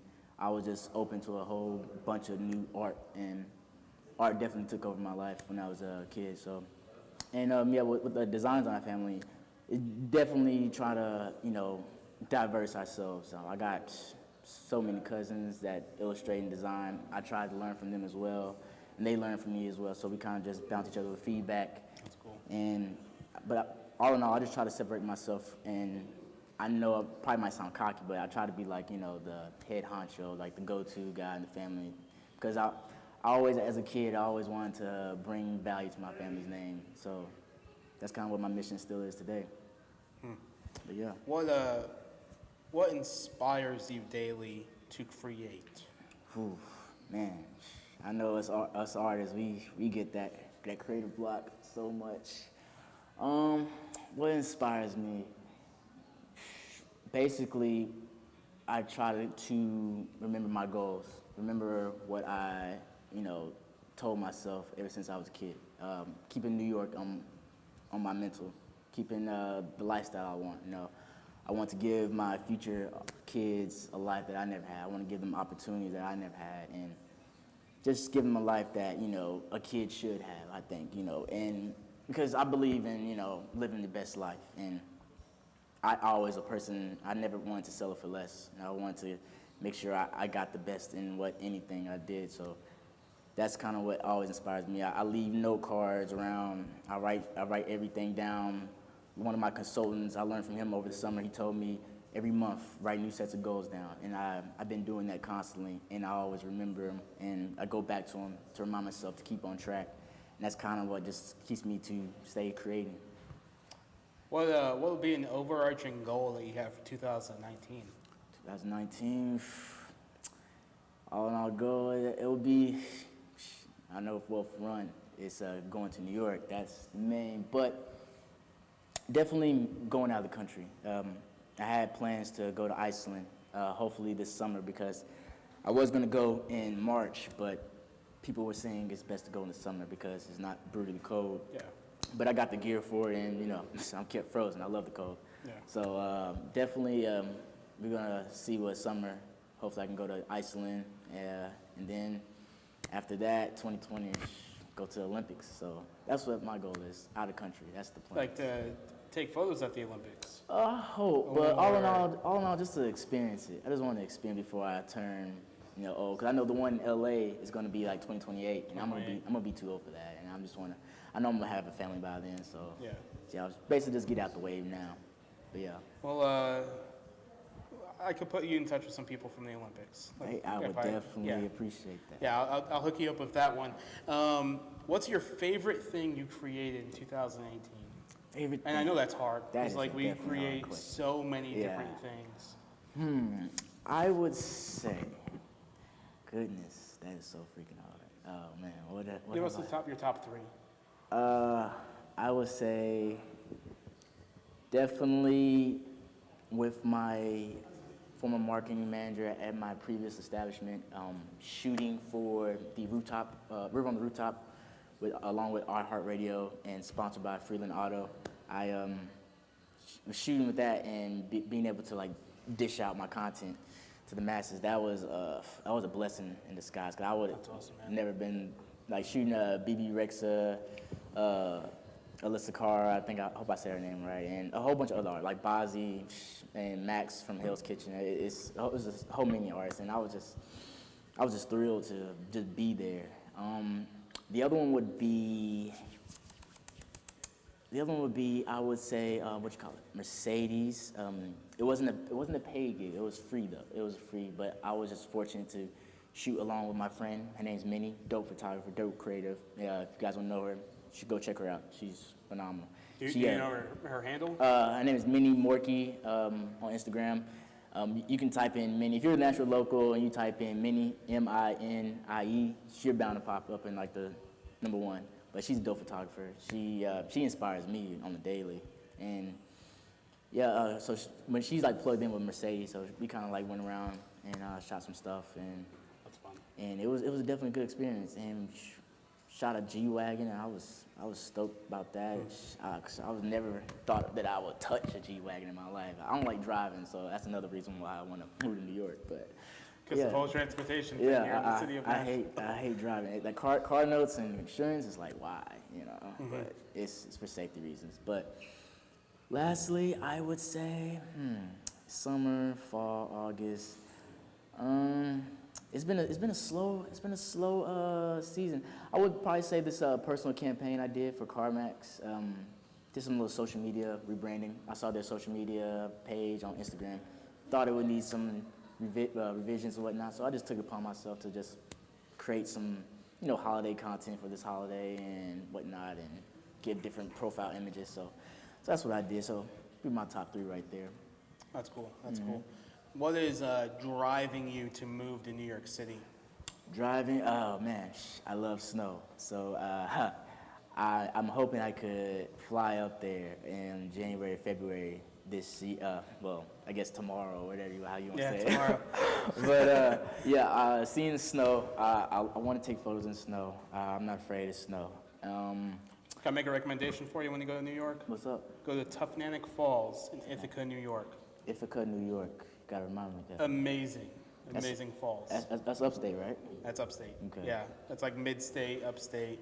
But Ithaca Falls. it's about 4 or 5 hours away from New York. Goodness. Great waterfalls. Go check out my Instagram to see that. Yeah, I'm definitely gonna do that. I'm definitely gonna do that. But before you leave Nashville, what are some things you love about Nashville? I love how homey it is. It's definitely a homey city. Yeah, anybody looking to raise a family, this is the city. I come from, born and raised on the east side of Nashville, Inglewood. That's where I grew up. I mostly did time. I did a couple years as a baby, kid, North Nashville. Did some in the West Nashville, but all in all, mostly in East Nashville, and it's just really homey over there. And that's one part of me that I'm gonna really miss. Yeah, like Madison, I grew up in Madison. I grew up in a little bit in Goodlettsville, and it's definitely home. That's what I'm gonna miss the most. I'm gonna miss hot chicken. I love chicken, a good protein source. And I went to New York and I saw this chicken spot. I had it with my homie Zach. We went to this chicken spot and they had Nashville hot chicken on there. I didn't get it, but I was like, wow. I was like, they really out here trying to recreate our own staple, but What's your favorite hot chicken in Nashville? I'm gonna have to say a Princess. I mean, I feel so bad for Princess, man. They got hit by that car on Friday, burnt down. I know the owner.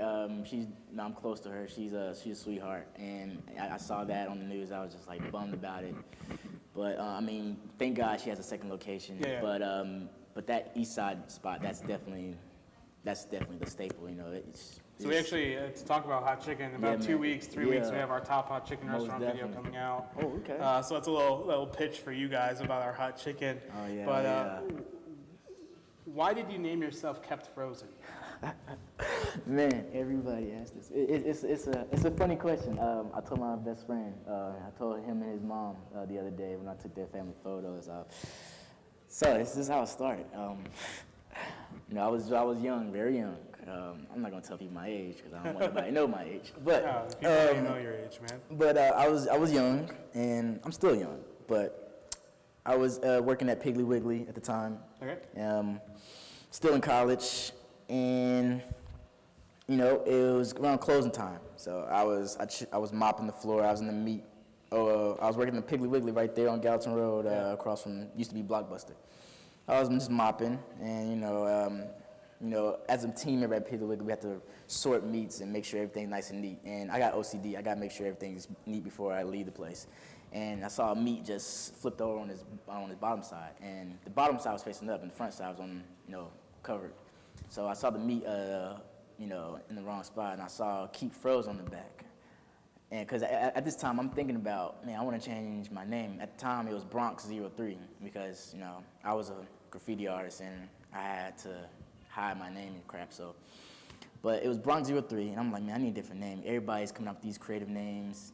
So I see the meat package. It says Keep Frozen, and then in Piggly Wiggly they have 90s music playing, like 90s country pop music or whatever. Yeah. And I'm just listening. It's like, it's like this old music playing. I'm looking at this, and it says Keep Frozen. I was like, I don't like that. So let me change to Kept Frozen.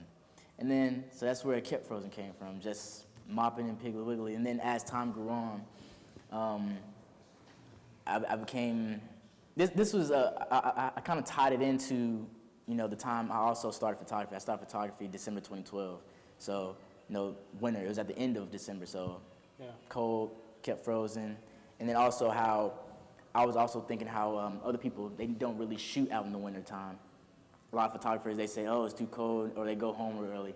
Me, when I was starting out, every time I would get off work, I'm out there shooting. I would get off, get my mom's car, go downtown. I had Nikon D3200, and I was just out there learning my settings. I would be on YouTube learning the basic settings, and then I would go out there and see what works for me and what doesn't. So that's how Kept Frozen came about. That's awesome, man. That's such a cool name. What's a one word that you would use to describe 2019? 2019, oh, curious. I'm curious. That's a good one. Curious, because 2018, I'm sorry, I think it kicked our butts. I think it kicked our butts. I know I've seen a lot of people have some, good times, but, with the political system, nationwide, all that, it's a lot of negativity. So, I definitely hope 2019 will be kind to us, and I wish for the best for everyone, and make sure that we all strive to do what we love to do. But where can people follow you on social media platforms? Like, do you have a graffiti account? Do you have strictly a graphic design account, photography? Are they all combined? I leave graphic design to my employers. I kind of just want to just have strictly photography to the masses. So Instagram, really, Kept Frozen, KEPTFROZEN, all together. Then you go to my website, keptfrozen.com, and people can find more work that I possibly haven't uploaded. But on there, you can find my graphic design work as well. Yeah, I saw that on your website. But I kind of keep my graphic design just strictly to my clients and whatnot, or if I just want to make some side money. But all in all, my ultimate goal really is I kind of just want to be known for a photographer. But I'm not shy away from just creating content and being a content creator. Awesome, man. Thank you so much for coming on our live stream. Man, we appreciate you thank you for having me, sitting man. around, eating some of a pizza, man, we look forward. I hope you get into New York, man. I hope you get an opportunity to move up there. Oh, it's gonna happen. And make some awesome snow content. So thank you so much, man. Thank you, man. Appreciate you, boss. You too, boss. You too. We're about to wrap the. We're going to take a break. That's why I think that's what we need. We need to take a break. So, we're going to take like maybe a 1 minute, 2 minute break. But if you have any questions for us, feel free to ask on the YouTube live stream, because we will answer those questions as politely as I can.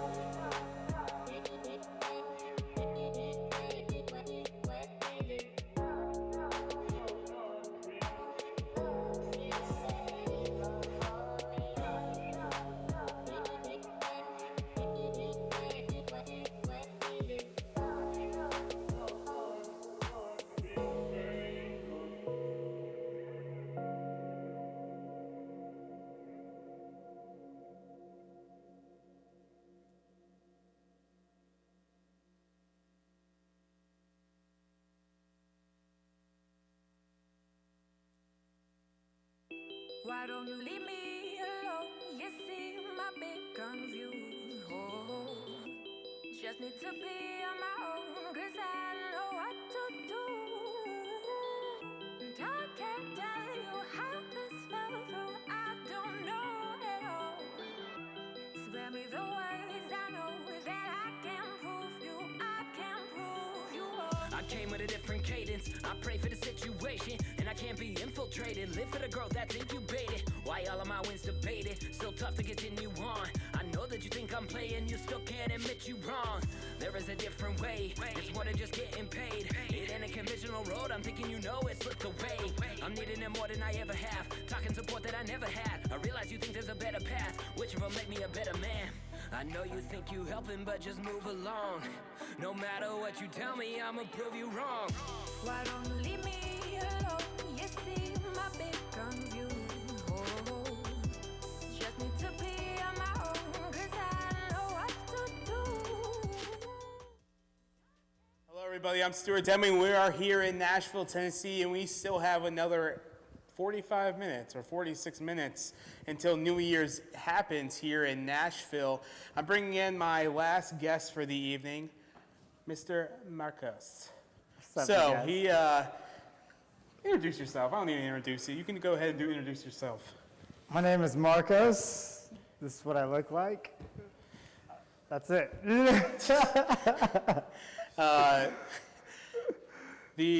Talk about your tattoo. Talk about what you like, your past, what brought you to Nashville. Just dig in. So I'm originally from Sacramento, California, so Northern California. Grew up there. Moved to LA. Lived there for probably about 8 years. Did a bunch of dance and choreography jobs out there.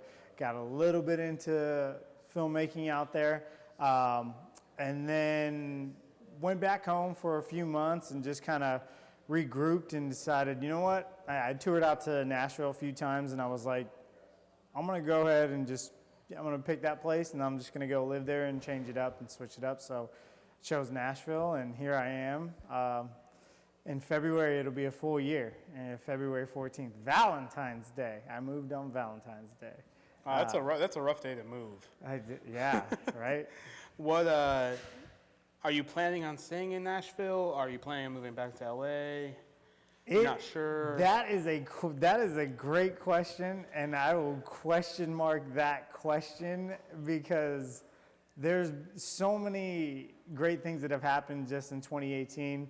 A lot of good opportunities that are here in Nashville, but I have a lot of good opportunities that are out in California still. So it's weighing options, and I'll need to know that answer actually in the next couple of weeks here, because I'm pretty sure they're about to send me my lease to renew, and yeah. Is that nerve-wracking for you? It is so nerve-wracking. Yes. Do you really like planning out the future and what you're doing? I like planning out my goals and things like that, but when it comes to like future, I'm kind of more so knowing that I know now that I just like to flow, because I can't control anything else except any hard work that I put in, and then whatever happens from there, that's it. It's out of my hands. I just have to do whatever I can do to be ready, and just make changes and adjust on the fly for whatever life kind of throws me. So if it's something that, I didn't know I would be living in Nashville. If you'd asked me a year ago, I would have been like, Nashville, what? Like, no, I live in California. Like, we have great Mexican food and like tons of avocado selection and stuff like that. But yeah, so it's nerve-wracking. It is nerve-wracking, yeah. But I'm excited. That's fun. That's fun for me. What do you feel is the most nerve-wracking thing about that situation? For me, I always put a lot of pressure on, like, am I making the right decision? I hate wasting time. I absolutely hate it. So if I pick something, I'll hate it if I'm like, man, things are going so great out here in Nashville that if I leave now, I guess the fear of missing out, and also, did I make the right decision? So yeah, just those things right there. That's probably the hardest part is, did I give it enough time? Do I need to give it more time? Do I take this opportunity because of the dollar amount, or do I take this opportunity because of the happiness amount? I don't know. It's like those two weigh pretty close. Yeah, very true. You're pretty new in the video world. Yes. Wouldn't you say in the last 2 years? Yes. That's when you really started like building your craft. So before Yeah. that, you were in MMA for a while, right? Yeah, so I was in dancing for a while, and I've always done boxing for a while now, and I've always followed MMA for many and many and many years.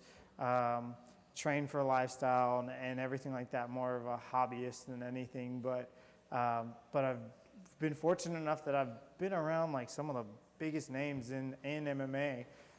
just because of where I'm from and the teams that we have out there in Sacramento. And then also, you know, even when I went out to LA, like I try to find who was the biggest name, who's the biggest gym, and then go to that gym, work for them or train with them or whatever. So it's been really cool that, you know, a lot of everything I've done, dance, choreo, boxing, MMA, anything, it's all kind of related around towards being able to film those things now.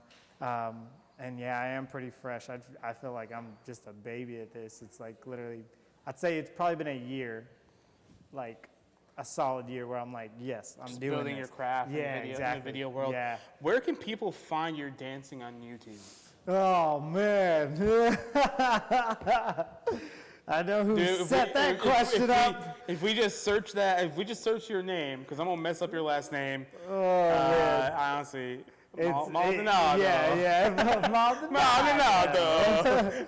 So if you just type in my name, just type in MARQOS and then type in MAL, and I'll be the first one that pops up. I promise you. No one spells Marcos with a Q in their name. We have actually a whole video about why there's a Q instead of a K. Yeah. But what has been your biggest influence in learning dance? Dance, it was, it's funny because my girlfriend just visited my hometown for the first time, and I showed her where I was playing baseball in like my middle school, but then also where my friends like on this like outside stage were like, you know, they were breaking. They were a bunch of b-boys and they already knew how to dance, and everybody was watching them. And like we were the all-star like baseball team, and ain't nobody watching us. So I was like, all right, I gotta figure out what they're doing over there.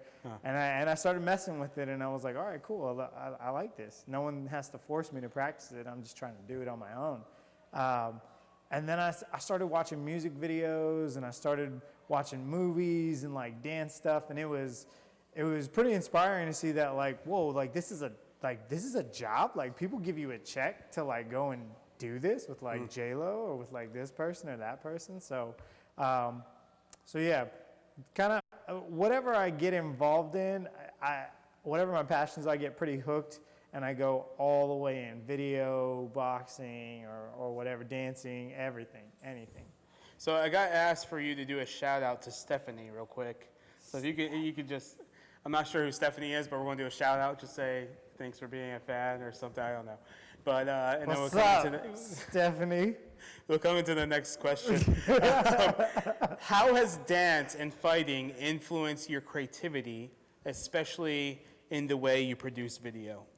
Oh, it's everything. It's everything. Everything I do, like from personal training or boxing or dancing or creating choreo, all of those things help me with filming like 100%. Honestly, where I lack in like some like editing ways, I make up in like finding the right moments in like somebody's like choreo piece that I have to film. Or if it's a professional fighter and they're training, I'm finding good moments of them instead of bad moments where like, you know, their hands are dropping or their arms are flaring out, or, you know, they look tired, but it looks like really cool because they're all sweaty. And it's like, instead of that, it's finding, so all of that stuff has helped me find like the best moments when I am filming. So naturally I get hired a lot for those things that I do personally and also film. So I think like I've watched a lot of your videos, man, and I think like one thing you're really incredibly at capturing is the movements of the body, just because like you know it so well. Yeah. And like that's one thing I really enjoy about watching your videos. It's just like how you capture that movement. Do you offer dance classes here in the city of Nashville? I do not. You do not. That's I work with I do teach a lot of privates here, but it's only I've actually narrowed it down to just a select few, and not like I'm just like a big deal and stuff. You should teach me how to dance, because like apparently I can't dab that well, dude. And I get really tired after a minute of dabbing. So if you and I could learn, like if I could learn your dance moves, just go and just. I don't know. I think that would be a lot of fun. But what's the primary difference you've noticed between like LA and Nashville? Oh my God, so many things. I was just talking about it with my girlfriend, even just thinking of the artists and how I haven't met, like maybe I haven't been here long enough, but all the ones I've heard, even in my freaking building, like they're all really good. Like everybody's like super talented and doesn't know it or does know it, or is like, they used to be a singer, but they're like, nah, I don't want to do that. I'm just like really freaking awesome at it, but I'm gonna, I don't know, work for Amazon. That's a good job too. That's a good job. $150,000 a year. That's what they're offering. You know what I mean? So yeah, but it's like but in LA, it's just when you find or you get to work with or actually get to hear like an actual good artist, it's so rare. It's so rare. Like it's one every 30, you'll find one good one. Yeah. Like and here in Nashville, it's like 1 out of 1. It's exactly. Yeah, 1 out of 1. Like people may hate going down Broadway and hearing like cut up versions of this, but dude, if you take that and you go to LA, you would not hear that stuff. Like you'd be like, that person would be a freaking star. Like they just decided they wanted to do country instead of doing pop or doing R&B or rap or this or that. So they're here for that. But from what I've heard, yeah, every 30. Like what would you say from a standpoint like you have the Nashville creative community, which is super collaborative, and then the LA creative community, which is known as not collaborative at all. Yeah. How would you define that as being a difference? That's super huge. When people in LA, you'll run into a lot where it's more like, what can you do for me? What can you do for me type of thing. And here, it's always been kind of like, just help you. Like it's like people are just willing to help you. Like Aaron has helped me so much on stuff when he first saw just a little SD card in my computer and thought, hey, you do something with a camera. So like people here in Nashville are just the creative community. They will just help you out, and you naturally will work. Like you'll help each other naturally, and it's you both are getting a lot of things out of it, but not trying to, if that makes sense. Yeah. Rather like in LA, you'll run into a lot of like I said, what can you do for me, like type of thing. How many followers do you have? Okay, well it's less than mine, so I don't think this is gonna work, kind of thing like that. So you run into quite a bit of that. There's some cool people out there that'll collaborate and work with you, but it's a lot harder. It's a lot harder. It's a lot more slim pickings, for sure. What is your word for 2019? 2018 was prep. That's the word for 2018. 2019 is going to be result. Because 2018 was everything was everything was being set up, and now I know that in 2019 everything's now going to show for all the things that I've done this year in 2018 and all the work that I've put in. Can you show us a dance move that you've made so that we can ring in the new year properly? Yes, this is called the terrible white girl twerk. The terrible white girl twerk.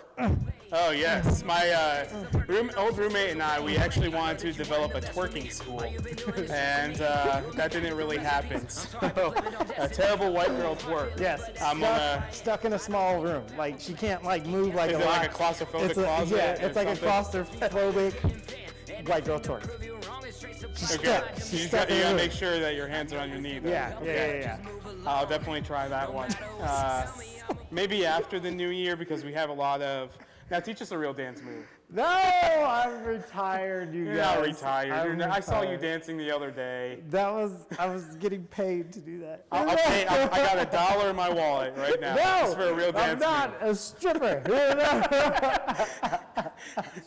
Teach me a dance move. All right. Because I can't floss. Can you teach me how to floss? I actually don't know how to I don't know how to floss either. I move my hip too like much. the millennials, like there's new stuff that's so simple that I'm like, oh my god, like that's actually hard because it's so simple. We'll do a wave. Okay. We don't have to stand up. Will you sit down for this? We'll sit down. So I'm gonna bring it over to you. There you go. Bring it back to me. Yeah, touch hands. We're waving here. So we're going to wave into 2019. Marcos, this has been a blast. I appreciate you coming on the live stream. what's the best way for people watching to follow you, to follow your YouTube, your some of your dance stuff? Look up his name for that. Yellow Pages. Yellow Pages.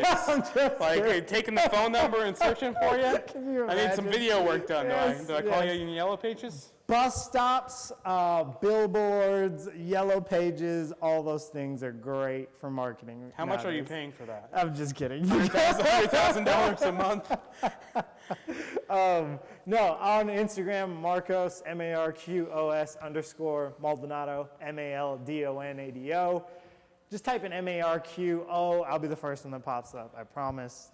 I'm the only one with a Q and a Marcos. That's me. Yeah, and Instagram, Facebook. YouTube. You're launching your YouTube channel, right? Yes, Or like yes. you have a couple personal videos on your YouTube now. Yeah, so all my YouTube stuff used to be all predominantly just all dance stuff. It used to be submissions. It used to be a bunch of country submissions you could see that did very well.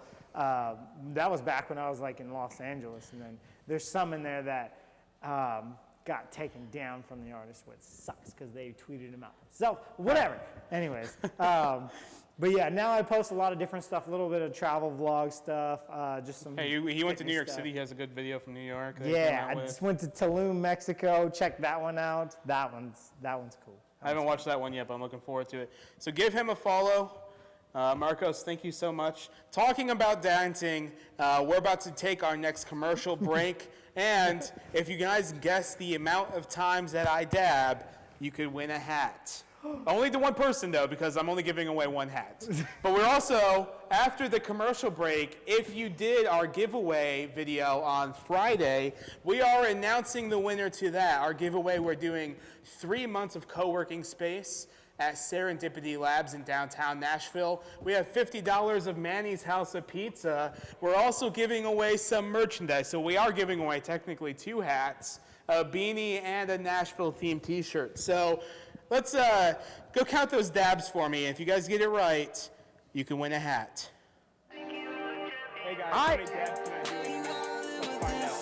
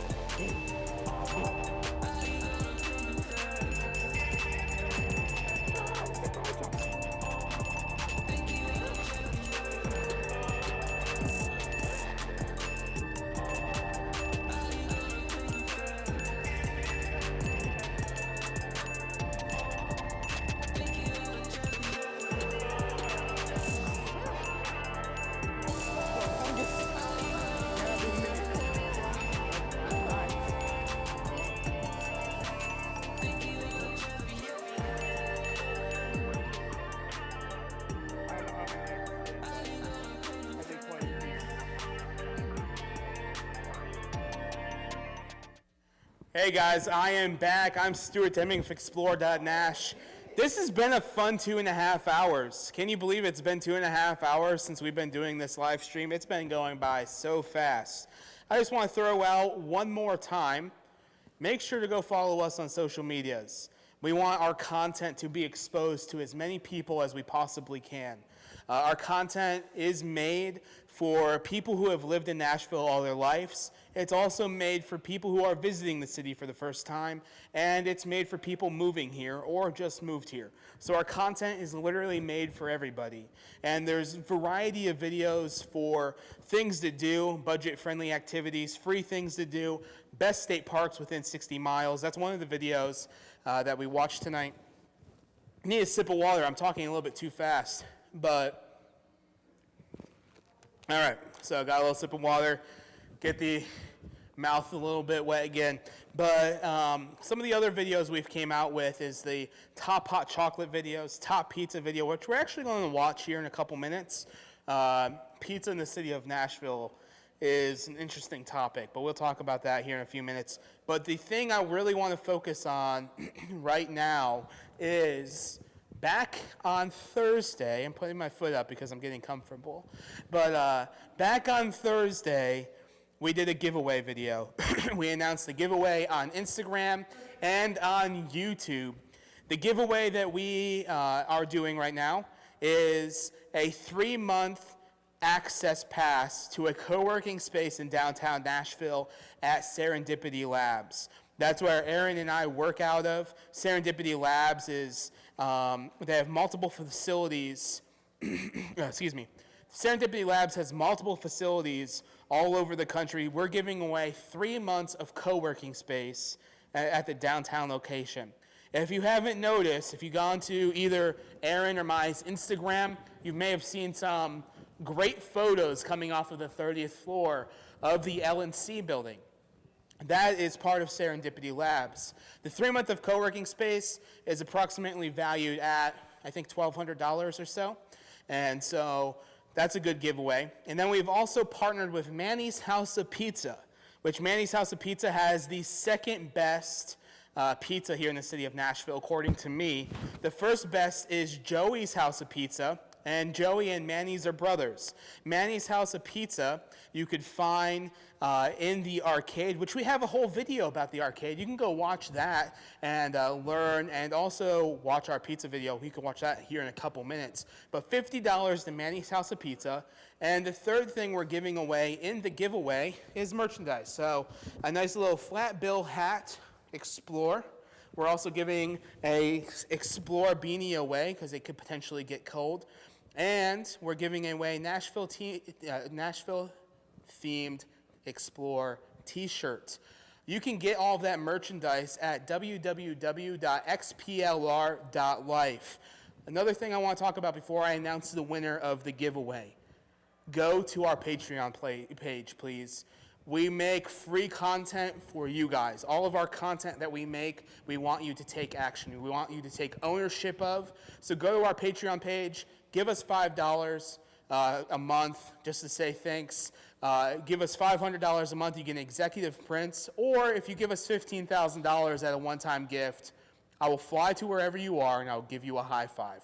So, or we can dab together. That could be a fun video as well. We can dab together. So, the winner of the giveaway, we have a little video. So we had probably about 30 people enter. And so what we did is we put it in a name generator, and we had the name generator choose the random name randomly. And so the winner of the giveaway, I'm still waiting. The winner of the giveaway is Robert Conklin. I'm sorry if I messed up your last name, man. I am going to contact you through direct message on Instagram. Congratulations for winning 3 months of co-working space, $50 to the second best pizza restaurant in Nashville. Also for winning an Xplr hat, beanie, and merchandise, another Nashville themed t-shirt. We will be doing more giveaways in 2019.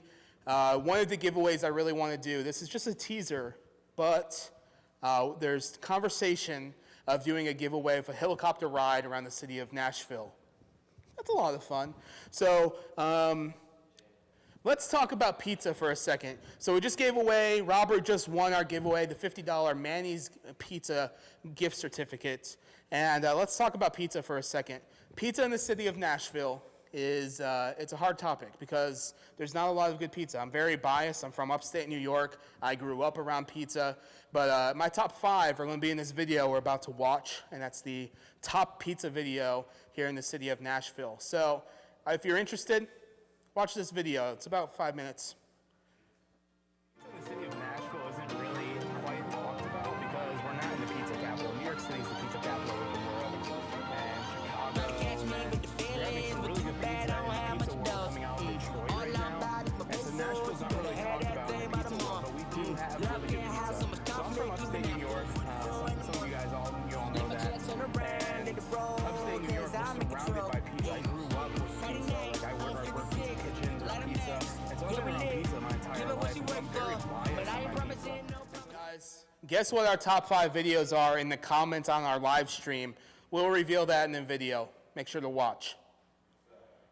around Nashville and show you guys my top favorite pizza restaurants in Nashville. And I know some people are going to disagree with me, but this is my personal preference on pizza. Let's go explore my favorite 5 pizza restaurants.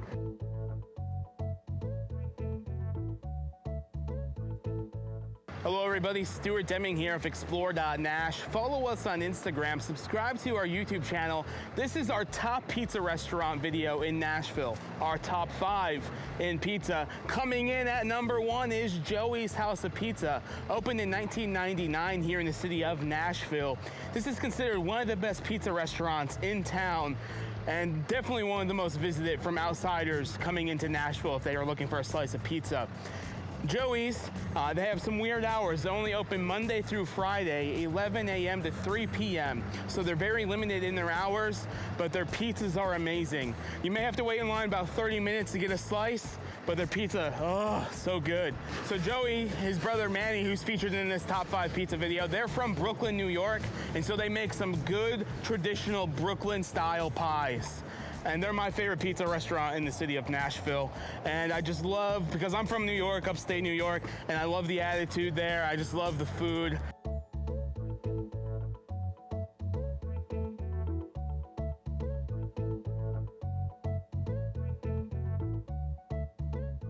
Part of the reason I keep coming to Tailgate, the pizza is good quality every single time. I've never had a bad pizza at Tailgate. The customer service is great. Typically when I come to Tailgate, I'm either getting this Hawaiian pizza, or I'm getting the pepperoni feta. And it's just good, consistent pizza. The crust is great, it's tasty, the cheese just melts in your mouth. I love the customer service, I love the location. It's really chill, they play great music. The atmosphere at Tailgate during the sporting season is amazing. You have sports, on Wednesday nights you have yoga and beer, so you get to drink some beer and do yoga. I don't really do yoga, but it's kind of funny if I have a beer and I'm trying to do like a flamingo or what, I don't even know yoga terms. Everyone that comes in from out of town, I bring them to Tailgate just because it's one of my favorite places in town. The atmosphere, the customer service, and the food is consistent. Wednesdays, they have one of the best deals in town. They have half off pizzas. This pizza is $16.99, regular retail price. Half off. I got this and the water for $9.28. So a 12-inch pizza for $9.28. That's a pretty good deal. And you don't see that deal a lot in pizza world in Nashville. It's definitely not like New York. You're not going to get a $1.50 slice. There's this whole theory that a slice of pizza in a city is the same amount as a cup of coffee. And so if you go to some of these pizza restaurants in Nashville and you get individual slices of pizza, you may be paying $3.50 a slice. And if you go to a coffee shop that's right next door, guess what? That coffee's $3.50. It's a phenomenon that happens around the world. So if you're getting a cup of coffee and a slice of pizza, they're going to be pretty much the same price. And that happens here in Nashville. So Nashville has a very expensive pizza scene. But Tailgate, this half-off pizza for $9.28 for a 12-inch pie, great deal. If you're in Midtown looking for a pie, Tailgate is one of your best spots for that. Walking to 5 Points Pizzas, the Nashville scene ranked this the best pizza in Nashville for the last 5 years in a row. They're one of the only places in East Nashville that's open late. They have a walk-up window. You can get a slice of pizza until 3 a.m. at the walk-up window. Opened in 2011, so they're still relatively new to the pizza scene here in Nashville. And previously, the owners of the restaurant were lawyers here in town, and then they wanted to open a pizza restaurant. And so if you're looking for a late night slice, 5 Point Pizza is great, and they just have amazing pie. Their pepperoni is one of my favorite in town. So come check out 5 Point Pizza if you want a good slice of pizza. Just wrapping up my morning grind. Edited some photos here at my shared workspace in downtown Serendipity Labs off of 4th Avenue and Church in the L&C building. About to go grab some lunch at Manny's House of Pizza in the arcade. So let's go.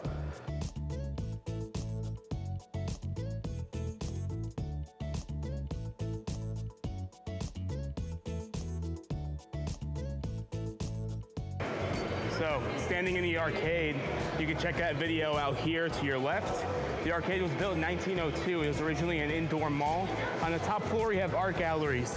So let's go ahead and get some pizza.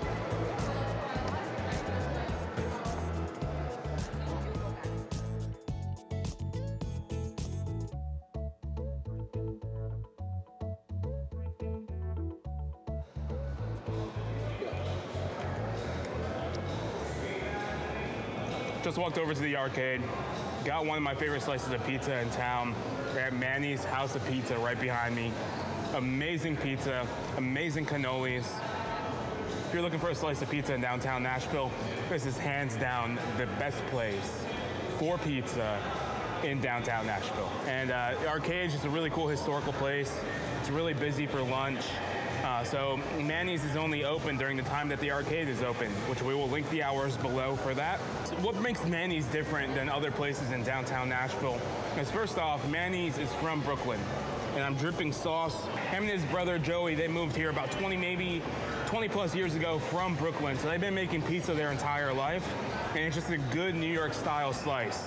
You can tell it's a good New York style slice because it grips fully into your hands. That means it's a good slice of pizza.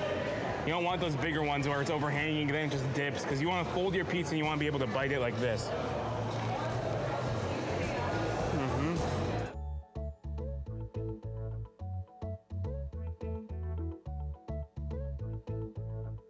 About to go get some DeSano's pizza here near Demumbrian Hill in Nashville.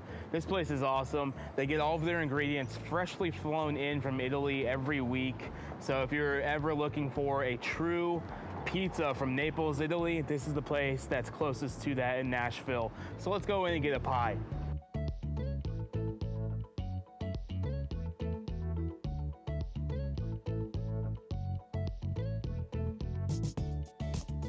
Hey guys, just got my beautiful looking pie. About to dig in. So this has been our top 5 pizza restaurants. Give us a follow on Instagram. Also, if we've missed one of your favorite pizza restaurants in Nashville, let us know in the comments below. Thank you for exploring with us.